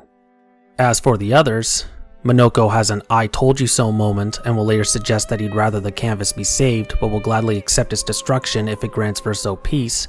Esquier continues to be a bro, forever promoting himself to Brosquier, and Mael and Verso continue to disagree on whether to save or destroy the canvas. This disagreement, however, is more academic than anything at this stage, for they can't do anything about the canvas themselves while Renoir controls all of its chroma, and for that they'll need an army. A big one. It's then that Lune gets an idea. Remember all those expeditioner corpses we find across the continent on our travels and how all of them have retained their chroma, their life essence? What if Mael uses that chroma to bring them back? Well, she can, but the chroma is old, decayed, and thus bringing them back won't be the same as bringing Lune and Ciel back. But they can be used in other ways. To that end, after we've spoken to everyone we want to and leave camp, we're treated to a cutscene where the party travels around the continent and My Yellow animates their retained chroma, thereby creating an army of chroma-fueled apparitions to fight alongside them when they assault Lumiere. Which is precisely the next target. However, there are a few loose ends to tie up if we wish. Everyone knows that the final showdown with Renoir and his minions is coming, and thus, before we reach the end, they each hope to find some closure in their personal lives before the fate of the canvas is decided. Speaking to them opens up these side quests, which are the closest the game comes to having side quests in the traditional vein as other games. At first, I found their implementation here, at the 11th hour, to feel a bit contrived. Initially, Act 3 is presented as being something of a race against time, to defeat Renoir before he destroys the canvas. However, a key detail I missed initially that helps support their inclusion here is that Renoir's work will be considerably slowed. Remember, Alicia originally went into the canvas to help speed up the process, but given that she's now working against him, he'll be forced to do everything himself, thereby drastically slowing the process and giving the party the time it needs to tie up these loose ends and find closure. So what are these excursions, detours, whatever you want to call them? In practice, they're very simple in their mechanical application. We explore some areas, fight some Neverons and bosses, the usual. Narratively, they offer deeper exploration into the cycle of grief, while simultaneously looking at how such a cycle can be broken, how one might find closure to their grief in a healthy manner. In that sense, by each party member tackling their personal griefs, they serve as antitheses to how the Dissandras handled their own. Instead of escaping reality, they challenge it and force themselves to come to terms with it. Let's start with the simplest ones. Lune wants to find out what happened to her parents, who had perished on a previous expedition, that of the 46s. Our search takes us back to Seren's Island, to a portion outside of the Colosseum where we face off against a chromatic glissando, a real bastard of a boss battle that took me a few attempts, though it's still one of my favorites in the entire game. Once the Chromie Snake Boy is out of the way, we find a journal from the 46s which reveals the fate of Lune's mother, Brigitte, and how she died peacefully, telling the others not to worry, that Lune will finish their work. A passage that leaves Lune rather shaken. We can then learn back at camp that Lune has struggled with living up to her parents' legacy. They were among the foremost researchers of Lumiere in their lifetime, and Lune believes that the only reason they had her was so that they could have a scion who would continue their work when they passed. This led to her not having perhaps the best of childhoods, made to live a life consumed by trying to find ways to take down the Paintress, made even worse by how her older siblings were allowed to live their own lives outside of this strict set of boundaries. This is translated into adulthood by her strict adherence to expedition protocol, along with always working, feeling the need to live up to the standard her parents set, always hearing their voices in her head, rarely taking a break to enjoy what she loves most: music. Her closure comes when Verso flips the script on this perception. The voices aren't her parents, but her own. All she needs to do is recognize that and change their tune. No simple task given years of self-indoctrination, but it seems to work. Lune appearing free of her past obligations and able to live her own truth. Minoko wants to revive Noko. As mentioned briefly back in part 1 of Act 2, Gestrels don't necessarily die, but instead are broken and are capable of reincarnation. To do that, we need to head to the Sacred River, where broken Gestrels are submerged in the river's magical waters and reborn as little baby Gestrels. We do just that, only to run into Golgra, who's peeved at Minoko. Because there's a queue, a pecking order of sorts, and Minoko is jumping the line. Again.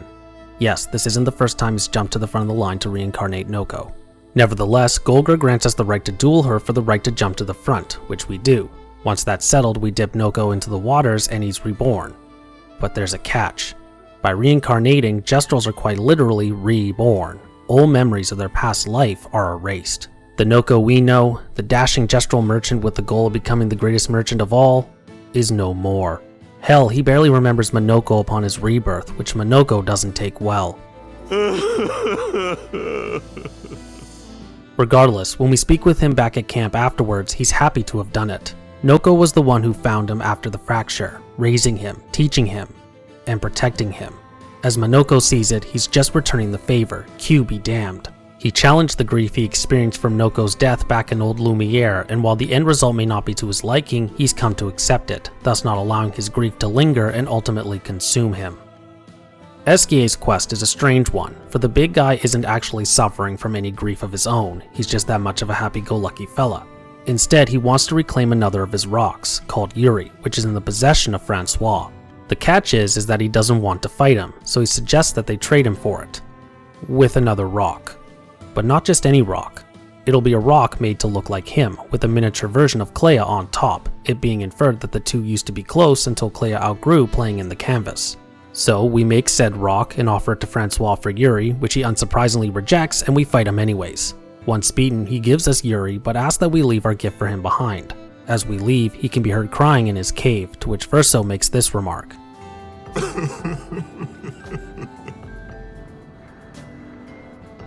really does miss her.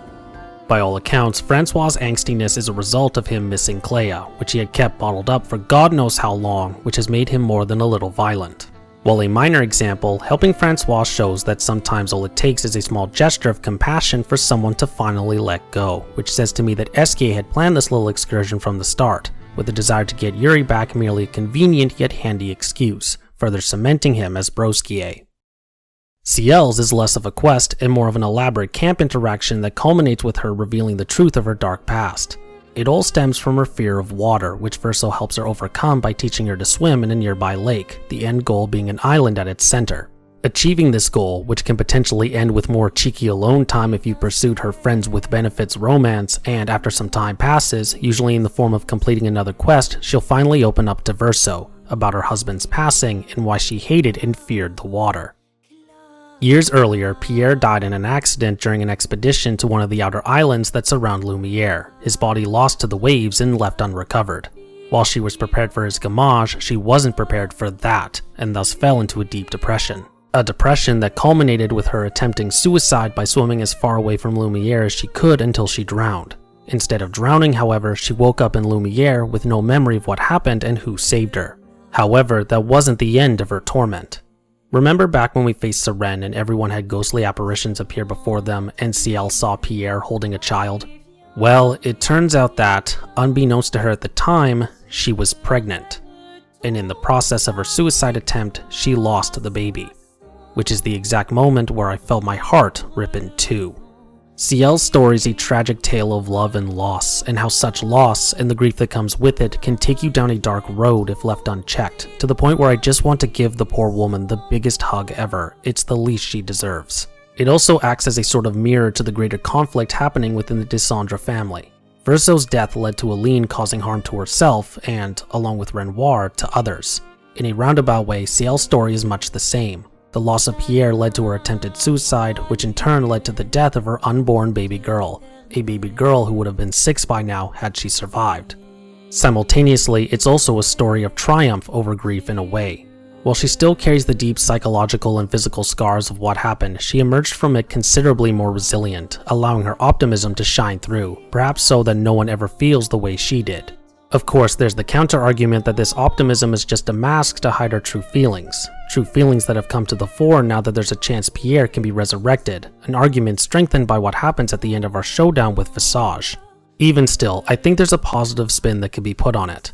By overcoming her fear of the water with Verso's help, she is finally able to properly open up about her past in a healthy and comfortable way that allows her to progress along the path of acceptance. There is, however, still one last twist to her story. After she tells all to Verso, you can engage in a conversation between Ciel and Esquier. You may remember from when we first met him at his nest that Esquier called Ciel his terrible swimmer friend, suggesting they had met once before. Well, it turns out they did indeed meet, for it was Esquier who saved her when she tried to commit suicide and brought her back to Lumiere, saying he heard her tears and came to help. Which officially means Esquier is no longer just Broskier. He is now Lord Broskier of the Bros, Grand Master of all the Bros that ever did bro. What a legend. Mael's quest is by far the most expansive and complex. After we've assembled our Chroma Ghost army and speak with her at camp, she'll reveal that she found the letter Painted Alicia gave to Verso, the one he read just before everyone was gommaged. Having read its contents, she wants to meet with her, to speak with her, to understand, simultaneously suspecting that she wants to see her too, since she's kept coming to her in her dreams and visions. Verso is staunchly against the idea, but nevertheless acquiesces, and we head towards a mountain where Verso believes she'll be, called the Reacher. It's also where the third axon, the one Verso mentions back in Act 2 as being unreachable, is located. Oh. Nevertheless, we head there using Esquier's rediscovered ability to fly to reach it. Which reminds me, I haven't actually brought up the fact that SKA can fly now, besides when the party takes on the Paintress and flies back to Lumiere afterwards. In reality, there's not much to say, other than that it's a much welcome inclusion to exploration in the overworld, allowing us to access certain zones and areas previously unreachable, as well as allowing for much faster movement across the overworld overall. I can imagine there being some complaints regarding its very late inclusion, similar to complaints regarding the late inclusion of flying mounts in Horizon Forbidden West. In my video on that game's narrative, which you should totally watch if you got another 4.5 hours to spare, I argued that there was no moment prior to its introduction that would have worked or fit narratively, which is a similar argument I'll make for Clair Obscur with its flying mechanic. Granted, Clair Obscur is a much more linear game, and thus I have no doubt that the moment to give SK's flying ability, with Verso giving him the necessary rock, Sori, was specifically chosen, and not a case of being unable to find an earlier moment to do it. Ultimately, it doesn't bother me much, because many of the areas that are only reachable through flying are extremely high-level areas that you won't realistically be able to explore without difficulty until the late game anyways, and with the necessary levels. On the subject of Verso giving SKA Sori, did he have it the whole time and just wait for the opportune moment, or did he find it somewhere in the monolith off-screen? Given Verso's dickish tendency to withhold information, it strongly suggested it's the former, though I also suspect that there's something I missed, a conversation here or there back at camp. Anyways, where were we? Ah yes, the Reacher and the Third Axon and Alicia and whatnot.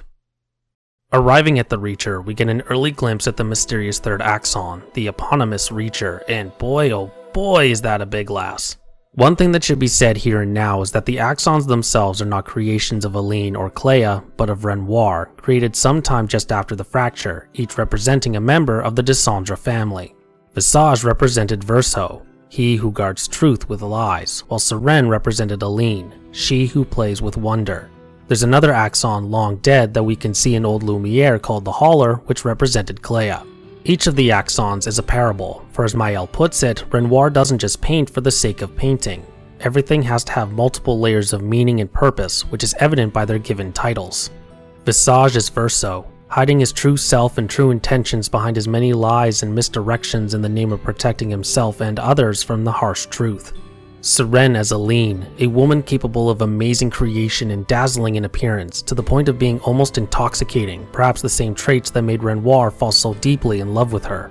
The Hauler as Clea. While this one is never directly stated, the symbology is pretty obvious when you give it some thought, symbolizing Clea taking on the family responsibilities while the rest of the family grieved and fell apart. And last but not least, the Reacher as Alicia. Hope. More specifically, Renoir's hope for Alicia, that she may reach for the stars and take flight, that she may finally realize just how truly special she is. The scars inflicted by the fire and the disdain thrown her way by her mother and sister has left Alicia feeling more than a little self-conscious and doubtful of her own abilities to do right. What the Reacher shows is that Renoir believes in her, and he wants her to know that, so that she might overcome her insecurities. We find painted Alicia at the top of the mountain, painting a portrait of the Axon as it stares rather menacingly. Upon seeing Verso, who tries to give her back her letter, she'll basically tell him off and then freeze the world so that she and Maël may speak in private. And also have a friendly duel, which is another great boss fight that I thoroughly enjoyed. We have this duel in front of a strange being, which is the actual Axon, the strange giant we see stomping around the gaff, merely its construct. Like Alicia, it only has one eye, further cementing Renoir's parable with the Reacher.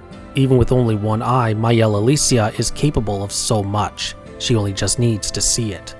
After their duel, Maël and Painted Alicia will converse for a bit, which is really just Maël seemingly interpreting what Painted Alicia is saying, though I wouldn't be surprised if she's communicating telepathically. Either way, the scene ends with Maël giving the Reacher leave to claim a piece of the sky, before offering Painted Alicia a chance at a new beginning. Painted Alicia declines and instead, in the first and only time she speaks directly to Maël, asks that she be sent to her family. In other words, to be erased and set free, a request Maël grants. Verso is none too pleased about this, not having been given the chance to say goodbye, and he and Maël will speak on it later back at camp, where he expresses his frustration, though the two will come to an understanding by the end, Maël even apologizing for not giving him that chance. Maël's quest is perhaps my favorite out of all those we get from the party in Act 3, because it works on multiple levels. For starters, from a gameplay perspective, the Reacher is one of the best zones in the game and is a personal highlight for me. Narratively, it works on two levels. It acts as an eye-opening moment for Mayel, further cementing her growth into becoming a strong, capable young woman, able to stand on her own, though her hastiness in erasing painted Alicia before Verso can say goodbye teaches her not to be too hasty with her abilities, which are both of creation and destruction. For Verso, it's presented as a sort of backlash to his actions leading up to the end of Act 2. Painted Alicia, by all accounts, is disappointed in Verso. If you remember, the letter she gave him was addressed to him and Mayel, yet his refusal to open it until after the Paintress is defeated shows that, despite the love he has for her, he still prioritized his own wants and needs above what Painted Alicia felt was the right course. For Mayel to find a way to save the canvas that didn't involve either its destruction or one of the Dissandras getting lost and consumed. This would suggest that Verso's anger when all's said and done isn't just directed at Mayel and painters in general, something we'll dig into when we get to the game's big decision, but also at himself. His selfishness, however understandable given the circumstances, coming back to bite him in the ass and stab him in the heart. He may just be a painted version of the real Verso, but he still carries with him all of his qualities, including his closeness to Alicia, and thus it could be that regret is beginning to tear him up, even as he continues to stand by his belief that the canvas should be destroyed. Completing this quest also opens up perhaps the most pivotal conversation between Verso and Mayel in the entire game, which we can have right after. In it, Verso reveals that Clair, after Alicia entered the canvas and was reborn as Mayel, told him to keep an eye on her, and that he would slip into Lumiere on occasion to make sure she was alright, a promise he kept when she joined Expedition 33. You may remember during the beach massacre that Gustav saw a man take Mayel, followed by us seeing someone, presumably the same man, watch him and Lune enter the manor just before they found Mayel. This will come as no surprise to anyone at this stage, but that was Verso, who closely followed the 33's progress until finally unveiling himself at the Stone Waves cliffs. Mayel is less than pleased by this revelation, believing Verso didn't do enough to save more people at the beach, which in turn conjures a rather poignant question. Could he have saved Gustav? Did he let Painted Renoir kill him? It's here that we're given a choice. Tell the truth and say yes, or lie and say no. If you say yes, Verso will reveal that he let Gustav die out of fear that his presence would dissuade Mayel from defeating the Paintress if she learned the truth about the canvas, and that was a chance he was unwilling to take. If you say no, he'll just say that he was too late, end of story. This decision doesn't have an effect on the outcome of the story, but it does have a major consequence as it pertains to his relationship with Mayel, more specifically in relation to achieving his final relationship level with her. If you say yes, Mayel is understandably not pleased, but appreciates Verso's honesty, thereby reaching the final relationship level between them and unlocking perhaps the most powerful gradient ability in the game, Gommage.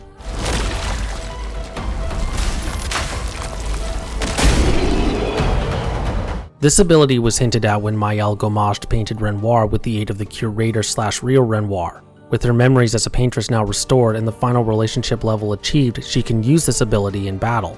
And holy shit in half is it powerful, able to do massive damage to high-level enemies and bosses, especially if she's in her virtuous stance, which grants plus 200% attack power and turns all lesser enemies into literal smears on the ground. If you say no, Mayel sees right through the lie, thereby shattering any and all trust she had in Verso, and thus you're locked out of reaching her final relationship level, consequently locking you out of this literal goddamn nuke of an ability. In other words, always say yes on a first playthrough. Gradient abilities are carried over into New Game Plus even before you reach Minoko Station, so there's no harm in going with the lie on a second run, though, to be honest, I don't see why you would, beyond just making Verso look more like an ass than he's already been. As a sidebar, another aspect that's brought up in this conversation is the presence of the monolith. For so much of the game, the monolith and its number is always visible, always present, always looming over us as we traverse the continent, like a beacon beckoning us to come closer, like moths to a flame. With the Paintress now defeated and the number gone, a strange void has been left in the world, the monolith's face now empty and barren. To see what once was a constant feature of this world's dark, oppressive nature now devoid of anything, it left me with a strange, almost discomforting feeling. Despite what it represented, the presence of a number upon its face became such a norm, something that everyone just got sort of used to. Seeing it gone became almost surreal, which is a strange feeling to have given that the vast majority of the game was spent trying to erase it. It's just so weird, I don't really know how to describe it. It's in this conversation, if you have Verso tell the truth about Gustav, that Mayel suggests that they paint something on the monolith to fill the void left by the number, which Verso agrees to. And so, in place of a number, Mayel paints Papa Ta Ven. Papa, go away. Alright, the time has come. Once we've tied up any loose ends we've wanted to tie up, explored all we've wanted to explore, and upgraded all we want to upgrade, it's time to finally bring this gripping tale to a close. It's time to head to Lumiere and face Renoir. Upon reaching the city, things get off to a flyer as Mael conjures the army of Chroma Spectres and they, on her order, charge into the fray and engage Renoir's creations in a chaotic battle that quickly engulfs the entire city. As this happens, we rush through the city as the battle rages around us, while engaging in battles of our own against a whole host of enemies, including new ones in the form of aberrations and Lumiere citizens, as well as a few chromatics. It's an utterly hectic sequence as we charge through Lumiere's winding and ruined streets, pushing past every obstacle in our path, the end goal being the base of the floppy Eiffel Tower at the city's center, where Renoir conducts his orchestra of destruction. While there's no actual in-game timer or countdown, Mael makes clear that we need to hurry, as she won't be able to maintain her army of specters for long, and so you may be compelled to move as quickly as you can. A proverbial race against time before the canvas is doomed to oblivion. It creates a palpable tension and unease that permeates this charge towards our final confrontation with Renoir, one that you can feel in your bones and in your very soul. Case in point, on my first playthrough, I can vividly remember having stomach knots, shaking clammy hands, and a headache, given how tense and nervous I was. As hyperbolic as that sounds, and ignoring that it was probably very unhealthy and that I should have probably gone to see a doctor afterwards, I can't help but love how this section managed to make me feel the tension it was conveying so deeply. Whenever a game manages to do that, it's just fantastic. It also makes the brief moments of calm and quiet, such as when we reach Lumiere's Opera House, all the more appreciable, as we're granted a moment to catch our breaths and gird ourselves for the next round of onslaughts. Speaking of the Opera House, there's a spot just outside its front entrance where we can look over Lumiere in its ruined state, as well as spot something in the water below. Getting SKA to bring it to the surface, we find this something to be the journal of Expedition 60. You may remember me briefly mentioning them back in Act 1 when discussing the various inventions and contraptions used by past expeditions, with the 60s foregoing all weapons, armor, pictos, and so on, instead preferring to get utterly yoked and trust in their physical strength and prowess alone. Well, as we learn from their journal, it turns out Expedition 60 was almost a resounding success, for they managed to reach the monolith and even learn that the paintress wasn't even the real threat, discovering Renoir and the truth at the bottom. With this realization, one of the 60s, a guy named William, was sent back to Lumiere with the news, while the others marched on the monolith. Clearly they didn't succeed in either endeavor, as William is gommaged during the final swim back, hence why the journal is in the sea. While this revelation is now entirely inconsequential at this late stage, and ignoring the fact that Expedition 60's methods have become a meme I'll admittedly never get tired of, I can't stop thinking about the implications of what might have happened if dear old William had actually made it. How differently would things have played out in the intervening years between then and now? How would the people of Lumiere have reacted to this startling revelation? Would they have stayed the course or sought alternatives? Would there have been a great upheaval of society as they come to grips with the truth about their world and their very existence, etc., etc.? Such questions are, of course, purely academic at this stage, but I think that's the point of Expedition 60's journal. We're being asked to ponder what could have been and perhaps ask if we could have done anything different. I also think it works as stark commentary on the nature of the expeditions and the repeated futility, that it would be Expedition 60, an expedition routinely ridiculed by its fellow citizens for its methods, who would actually make the most headway prior to 33, instead of an expedition armed with fancy contraptions and machines, making the case that sometimes less is more. Our push through Lumiere comes to a head when we reach the grounds of a massive estate, one that sits in the shadow of the floppy Eiffel Tower. It's at this point that Mael begins to lose control of the Chroma Ghost army, making it imperative we reach the tower's base and confront Renoir. Though not before we face off against his weird lion-looking creature, simply known as Creation, which is a rather macabre-looking thing, made out of corpses and God knows what. Once it and the accompanying aberrations are taken care of, we can finally confront Renoir and bring this saga to its conclusion. Renoir is obstinate in the face of Mael's pleas and the wise words of Ciel and Lune, believing wholeheartedly that the only way to save his family from their destructive cycle of grief is by destroying Verso's canvas. That said, calling him obstinate is perhaps far too general and unfair of a description, as it fails to take into account what truly drives him, especially at this late stage, because while he's certainly the antagonist in this story, I wouldn't go so far as to call him overtly villainous. This is a man who has watched his family fall apart at the seams, first with Verso's death, then with his wife letting herself be consumed by an illusion, while his oldest daughter seemingly ignores the family's plight to chase a vendetta, and his youngest, his shining star, willingly throws herself into the same illusion, knowing full well what could and can happen. It makes his obstinacy less a case of outright villainy for the sake of the story needing one, and more a case of a man trying desperately to pick up the pieces of his broken family and putting them back together, even if he himself doesn't want to do what's necessary for that to happen. As he puts it, life keeps forcing cruel choices. As it pertains specifically to his relationship with Mael Alicia, if saving her from the same fate as Aline means enduring a lifetime of enmity, then so be it. He'd rather that she survive and hate him than give in to her wishes and watch her die. I say survive because it's pretty clear by now that Mael has no intention of leaving the canvas when all's said and done, but we'll touch on that more once the dust settles, which can't happen until we actually defeat Renoir. The final battle with Renoir is just so amazingly brilliant. So brilliant even that I ain't even mad there's a second phase, it's just that good, even if he, like his painted counterpart, is an absolute bastard of an enemy, with wild and difficult to memorize attack patterns and abilities. In fact, the second phase is perhaps the best part, or at least the transition between phases is. Towards the end of the first phase, Renoir will call upon the Axons to aid him, which at first perturbed me since the three of them should be deader than dead, until I remembered that he's a painter so he could easily recreate them on the fly if he wanted. At the end of the first phase, Seren will fully heal Renoir, which more than irks our party. They've thrown everything they have at him and it still isn't enough, not while the Axons are actively helping him. It's then, like the riders of Rohan at the Pelennor Fields, that Aline, having presumably found the canvas in the basement, returns as the paintress in our hero's hour of need and proceeds to go bananas on the Axons, effectively rendering them useless to Renoir. The second phase will then proceed much like the first, save for a few extras here and there from Renoir, who will angrily demand, then vainly beg for Aline to leave the canvas throughout. Once the second phase is done and he's finally defeated for good, Renoir will make one final plea for Mael to let him destroy the canvas, punctuated by opening a portal into the real world, where we see Aline suffering from the effects of her own prolonged stay, a scene that leaves Verso visibly shaken. Even still, Mael won't go. In her mind, she's already lost so much that she can't afford to lose everyone in the canvas as well, assuring her father she won't remain there for much longer. While it's clear that Renoir doesn't believe her, it's also clear that, at this point, he's tired of fighting, and thus accepts his daughter's wishes, the two embracing before he leaves. And so it is that Verso's canvas is saved. Or is it? While Mael and Renoir speak, Verso will remain fixated on the image of Aline, before jumping through the portal, despite calls from Lune to stop. Stepping through takes him to some sort of strange dimension, or aspect of the canvas. It's never explained what exactly this place is, though it ultimately doesn't matter. What does matter is what we find there. A young boy, called the Faceless Boy, painting.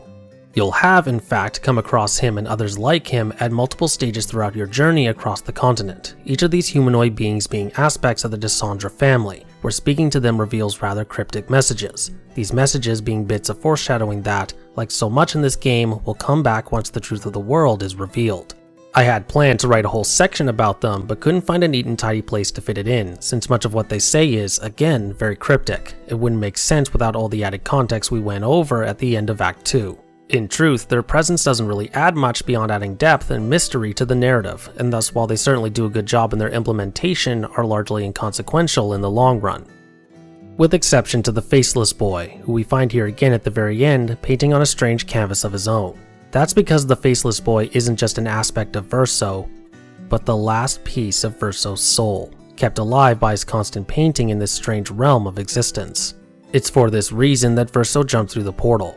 He now has a chance to fulfill his wish, to end his existence even if that means the canvas's destruction. This may come as a surprise to some of you, and certainly came as a surprise to me initially, for despite making his wishes clear throughout Act 3, it seemed towards the end that he had more or less accepted Mael's wish to keep the canvas alive. That is, until he saw Aline suffering. You can almost see a switch be flipped in his head as he stares wide-eyed and shaken by the suffering of the woman who strove to keep him and the spirit of his deceased inspiration going, and I have no doubt that it was in this moment that he decided to make good on his original plan. Before he can, however, Mael intervenes, and the conflict that has been brewing between them finally comes to a head, starting with Verso stating the obvious, that Mael lied to Renoir, for she has no intention of leaving the canvas. Ever. For when she does, Renoir will destroy the canvas along with everyone she's come to love within. Despite all the trials and tribulations she's endured in the canvas, she's found life there infinitely better than living out in the real world, where she carries the scars of her mistakes, scars that will dog her for the rest of her life and leave her with an uncertain future. In the canvas, she can be whole and live a life she wants. However, in this desperate need to feel whole, in her desire to escape the prison of her frail existence in the real world, she's either failed or refuses to accept the harsh reality that both Verso and Renoir have come to understand. That nothing in the canvas is actually real. It's all just an illusion. An illusion that, as we've seen with Aline, can do irreparable harm if not approached with due caution, no matter how lifelike and, by extension, intoxicating it can be. With that, I think it's high time we dig into one of Clair Obscur's other big themes, one that has largely remained under the surface until now and is woven in tightly with the theme of grief and the cycle of harm it can perpetuate. We need to finally talk about escapism. I want you to take a moment and think about your favorite piece of media, be it a video game, movie, or novel. Maybe it's not a single one of those, but a whole series, or a slew of entries in a single franchise or IP. Now consider how it makes you feel. Do you feel yourself becoming immersed in its contents, be it its world, characters, or just the story in general? Do you feel the stresses of daily life around you slip away as you do?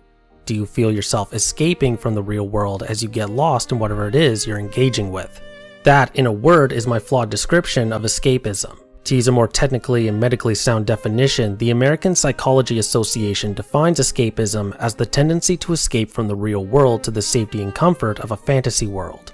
It is, put bluntly, a coping strategy, one that is far more prevalent in its usage than some may believe, at least initially, because we all do it to varying degrees, if only subconsciously. While video games and books are perhaps the most often cited forms of escapism as it relates to media, escapism as a whole concept doesn't just include activities that literally have you dive into another world, for it can be anything that brings you joy and that aforementioned sense of escape. As a personal example, soccer has always been a form of escapism for me, and whether it's playing or watching, I can always feel myself slip out of the rigors of the real world as I allow myself to become immersed in one of my lifelong passions.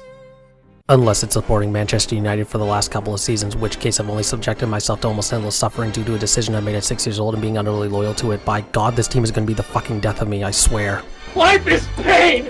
I hate— Circling back, video games are perhaps the best example of escapist media and perhaps the first thing that comes to mind when discussing the concept. This is in large part due to video games, in my opinion, being the best vector of storytelling we have, offering the visual feast of movies and television, along with the width and breadth of depth and narrative exploration and world building that can be found in novels. Coupled with the medium's inherent interactivity, thereby making you an active agent in what's happening on screen, sometimes quite literally if we're talking about series such as Mass Effect or Dragon Age or even The Witcher with regards to their choice and consequence-driven narratives, video games offer the most seamless means to escape from the real world, especially when it does all of the above really well. It's for this reason that I've come to love games like The Witcher 3 or Cyberpunk 2077, or whole series like Horizon, Mass Effect, and Dragon Age. Hell, I did an entire video on how the original Mass Effect trilogy has served and continues to serve as a personal escape. What Clair Obscur does is explore the concept of escapism in detail, using it as a vector for the narrative's overarching conflict. We can acutely see the positive effects escapism can have in the form of Maëlle. In the real world, she's a horribly scarred young woman, both physically and psychologically. In the canvas, she's been afforded an escape from this reality, and with her memory restored and her abilities as a paintress at her disposal, she can live the life she wants, free of the pain the real world has placed upon her. However, this in turn, along with how we got to this point in the story, also reveals the negative aspects of escapism. While it can certainly be a net positive as a coping strategy, it will only remain as such as long as it's done in moderation. Escapism isn't just an escape from the real world, but also a detachment from it. Stay too long in the fantasy or exercise excessive engagement with it, and you run the risk of losing yourself entirely, while the problems that precipitated the escape remain unaddressed and unresolved. This in turn can allow for said problems to get worse, and potentially lead to missed opportunities to address them or develop alternative coping mechanisms or skills. They can also lead to a failure to engage with or a disintegration of already present relationships or personal goals. It can also lead to a self-destructive cycle of addiction. Drug and alcohol abuse are perhaps the most pertinent and most well-known forms of escapism as it relates to its negative aspects, though video game addiction is also cited as well. We see this in Aline, who used Verso's canvas as an escape from her immense grief stemming from Verso's death, along with the consequences, how she became detached from both her family and reality, and how it was beginning to have a significant effect on her health. We also see it in Renoir's story of how he too almost became lost in another canvas, and in Mayel, who in essence is following the same path as her mother, becoming so deeply attached to the canvas and everyone within it that she's willing to let herself die in it if it means avoiding that which drove her to this point in the real world. I think it's for this reason, at this late stage, that Verso has rekindled his mission to destroy the canvas. His personal reasons, to be finally let go and allowed to rest, and thereby allowing the Descendres to finally heal, are still very much the main drivers, but saving Mayel, for whom he genuinely cares for meeting the same fate Aline only just narrowly avoided, has also come into play, hardening his resolve to see it through, Mayel's wishes be damned. This in turn forms the heart of the main decision we must make.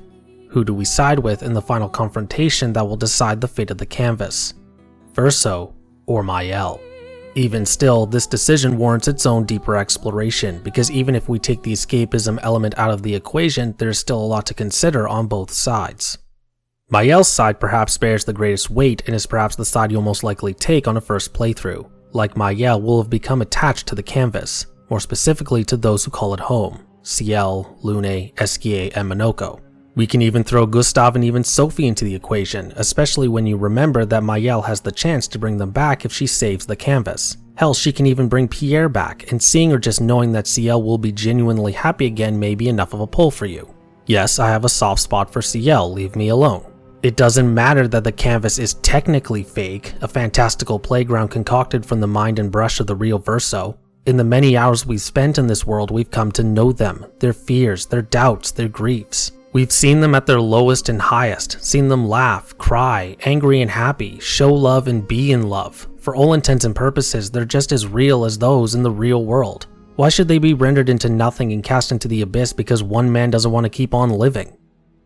And yet, if we're to remain as fair and objective as possible, we must consider that one man. We must consider Verso's place in all of this, because at no point did he ever ask to exist. He only exists due to the whims of a grief-stricken woman, a pale shadow of the real man he represents, tied to the last piece of his soul against his will. His whole existence is inexorably tied to the grief-induced infighting and suffering of a family he barely recognizes. He's tired of it all, and if that means destroying the very world that allowed him to exist in the first place, then so be it. He'll finally have earned his rest, and a broken family can finally heal. And what's standing in his way?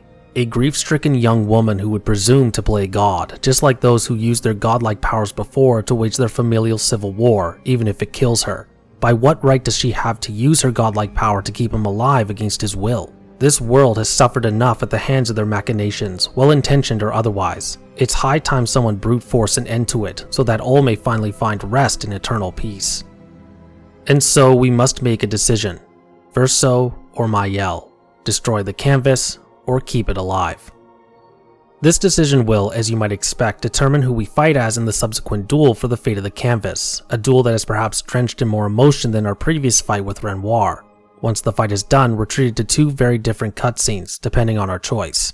If you side with Mayel, we see her hold Verso in her arms as he begs for her to stop the faceless boy from painting, to let him finally be free, while Mayel emotionally attempts to justify herself. We then jump forward an undetermined amount of time, shown shots of Lumiere similar to what we see at the game's opening before we're taken to the opera house, where the people, fully restored by Mayel, have come to watch a performance. Among them are the usual suspects, along with Pierre at Ciel's side and Gustave and Sophie, who appear to have rekindled their relationship. We also see a young boy in Mayel's company, whose name we never learn, though my guess is that it's a young Verso. Eventually the lights go down and Verso will appear on stage, looking rather grey and exhausted. All seems rather normal until we cut to shots of the original expedition, including what I presume to be how painted Verso sees Mayel.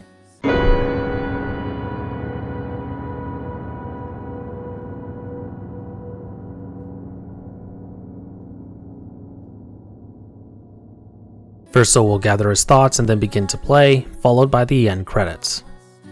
If you side with Verso, Mayel will collapse as she begins to gommage, begging for Verso to stop, who holds and comforts her before she's finally erased. We then see the varied reactions of our companions, starting with a group hug with Esquier and Monoko, followed by a final touching moment with Ciel, one that I found all the more emotional if you pursued a romance with her. Lune will then appear, and her farewell is perhaps the most powerful among them. There are no words of goodbye or anger. All she does is sit and accept her fate, rage burning in her eyes, if there was ever a look that could kill. Verso will then approach the faceless boy and tell him it's time, and the two will walk away before being erased, along with the rest of the canvas.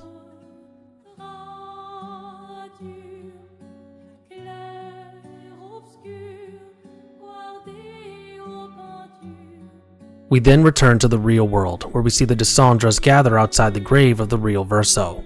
Though his canvas and the last piece of his soul are gone, they can finally begin to heal and repair the damage that has been done. The scene will end with Alicia having one last vision of everyone from the canvas, bidding her farewell before they're gone forever, and the end credits begin to roll.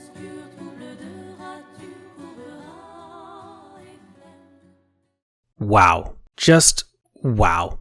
There aren't enough words in all the languages of the world to describe just how amazing both these endings are. It's one of the rare instances where the choice between A or B for what ending you get works in both instances. In the past, I've argued that most games that take this route with their endings always seem to have a correct choice, with the other options merely being there to offer the player a choice, even if those other choices don't fit within or are only tenuously tied to the game's greater themes, thereby coming off as nonsensical or half-baked. Clair Obscur, with the choice between Mael and Verso, expertly avoided this problem, thanks in large part due to this final confrontation being perfectly and seamlessly set up throughout Act 3 and a little towards the end of Act 2, making their final duel for the fate of the canvas the only possible and logical outcome to their divergence in priorities. This of course lends to the all-important question: what is the right choice? As mentioned earlier, I suspect the vast majority of you who have played will have chosen Mael on a first run. Like her, you may have become attached to the world and its characters, and don't want to see them cast into the abyss. If the world has a chance to thrive again, why not take it? On my first playthrough, I was steadfastly in the camp of Mael, but upon seeing this final cutscene on this route, despite its wholesomeness, I came away feeling uncertain, thanks in part to how Verso is portrayed, along with a brief glimpse into his perspective, especially with regards to Mael. Mael's ending has and will, I think, continue to be considered the good ending. But good for who? Obviously the canvas and all the people are restored, with a renewed hope of a long life ahead of them, with Mael herself getting the chance to live out a whole and healthy life of her own, but is that all worth it if the man whose existence got us to this point continues to suffer, forced to live on due to, as mentioned previously, the whims of a young woman playing God? It left me deep in thought and curious to see Verso's ending. And in so doing, I was left severely questioning my earlier steadfastness in supporting Mael. By siding with Verso, we see the Descendres finally break free of the cycle of grief that has gripped them and begin the process of healing, and even if that means the destruction of Verso's canvas, that in and of itself is a very good thing. These endings also serve as a sort of check on the player's view on grief and escapism and how we've interpreted these themes within the overarching narrative. It makes Mael's ending seem like a clever bit of misdirection, or perhaps more bluntly, a case of putting lipstick on a pig. Yes, we saved the canvas and everyone within, but in so doing, we perhaps failed to consider what the story was trying to tell us. By contrast, Verso's ending is pretty straightforward and to the point. Even then, I'm still unsure. Maybe Mael was telling the truth about only staying in the canvas a little while longer. Maybe this cutscene in the opera house is just another weekly or monthly visit into the canvas, and she'll head home right after. Maybe, by asking such a question, I'm just inhaling a ton of copium, trying to justify to myself that her ending is the correct choice. And that's the beauty of these two endings and how they tie into the wider narrative. You can't be entirely sure. They're perfect caps on an incredibly tight and intricately woven story, one that will undoubtedly be considered among the best in the medium for years to come. That said, before we close this out, I have a few questions I must ask. 2 to be exact. If we take Mael's side, couldn't she just erase painted Verso while preserving his soul, thereby granting him his wish in a roundabout way? If we take Verso's side, couldn't she just recreate the world and everyone in it, minus Verso? Now, it should be said that there are possibly a few details that I've missed that make these potentialities unlikely or impossible, though if I had to hazard a guess, my answer would be no to either of them. Verso's soul is inexorably tied to the canvas, though to what degree is never truly unveiled, which adds a certain level of tragedy to the whole situation. Someone, somewhere, has to lose, which makes discerning which is the correct choice all the more difficult in my eyes. Thus ends the story and narrative of Clair Obscur Expedition 33.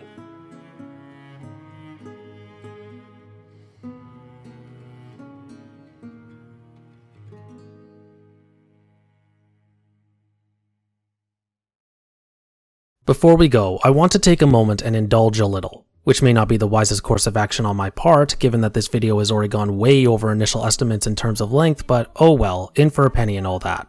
With the monumental success of Expedition 33, it's pretty clear that Sandfall have a gem on their hands, which naturally raises questions as to the direction they plan to take it, the big question being whether there will be a sequel, or if it will continue in the same vein as Final Fantasy and create an anthology. Sandfall have confirmed plans to make another game, but naturally are quite tight-lipped as to what this next game will be. Do they capitalize on the success of Expedition 33 and continue down the same road, or take the chance to continue innovating and go a different direction? As someone who loves toying with what-ifs and potentialities, perhaps to my own detriment, I find the possibility of a sequel and how that might pan out almost as fascinating as the game itself, especially when considering one thread that remains untied: the conflict between the painters and the writers. It's a conflict that set all the game's events in motion with the murder of Verso, and yet there's still so much to that aspect of the narrative to unpack, such as who the writers are and what their beef with the painters is. There's also a lot about the painters still to be explored. For example, we get a brief mention of an entity called the Painters Council, of which Aline was previously head.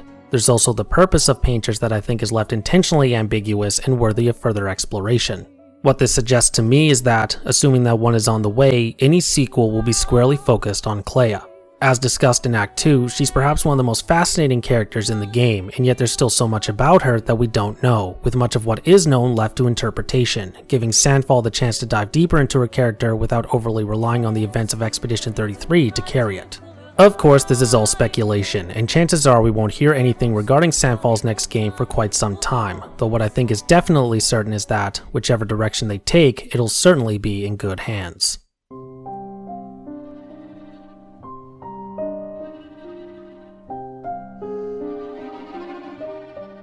The story of Clair Obscur Expedition 33 is one of the finest narrative experiences ever created in the video game medium, and one that will no doubt stand the test of time. In a year full of monumental releases, both in scope and reception, for a game like this from a studio like Sandfall to stand head and shoulders above the rest is a testament to its brilliance. It's a story that, even months after its release, still has me pondering about its themes and messages in a way that few video games have, while simultaneously leaving me gripped by the prospect of what Sandfall and its immensely talented team will come up with next. It's the closest thing to a perfect video game narrative that the world has seen in some time, and while there are still a few wrinkles to iron out and improve upon, these wrinkles do little to diminish the shining star it's left behind, a star that will no doubt continue to shine in the years to come. Hell, it even caught the attention and praise of the President of France, for God's sake. Whether this is the beginning of a series or anthology, I think we can all sleep soundly knowing that, as of this moment, Clair Obscur is in safe hands, hands that will propel it and the developers themselves to greater heights. To that I say, bravo Sandfall, and thank you.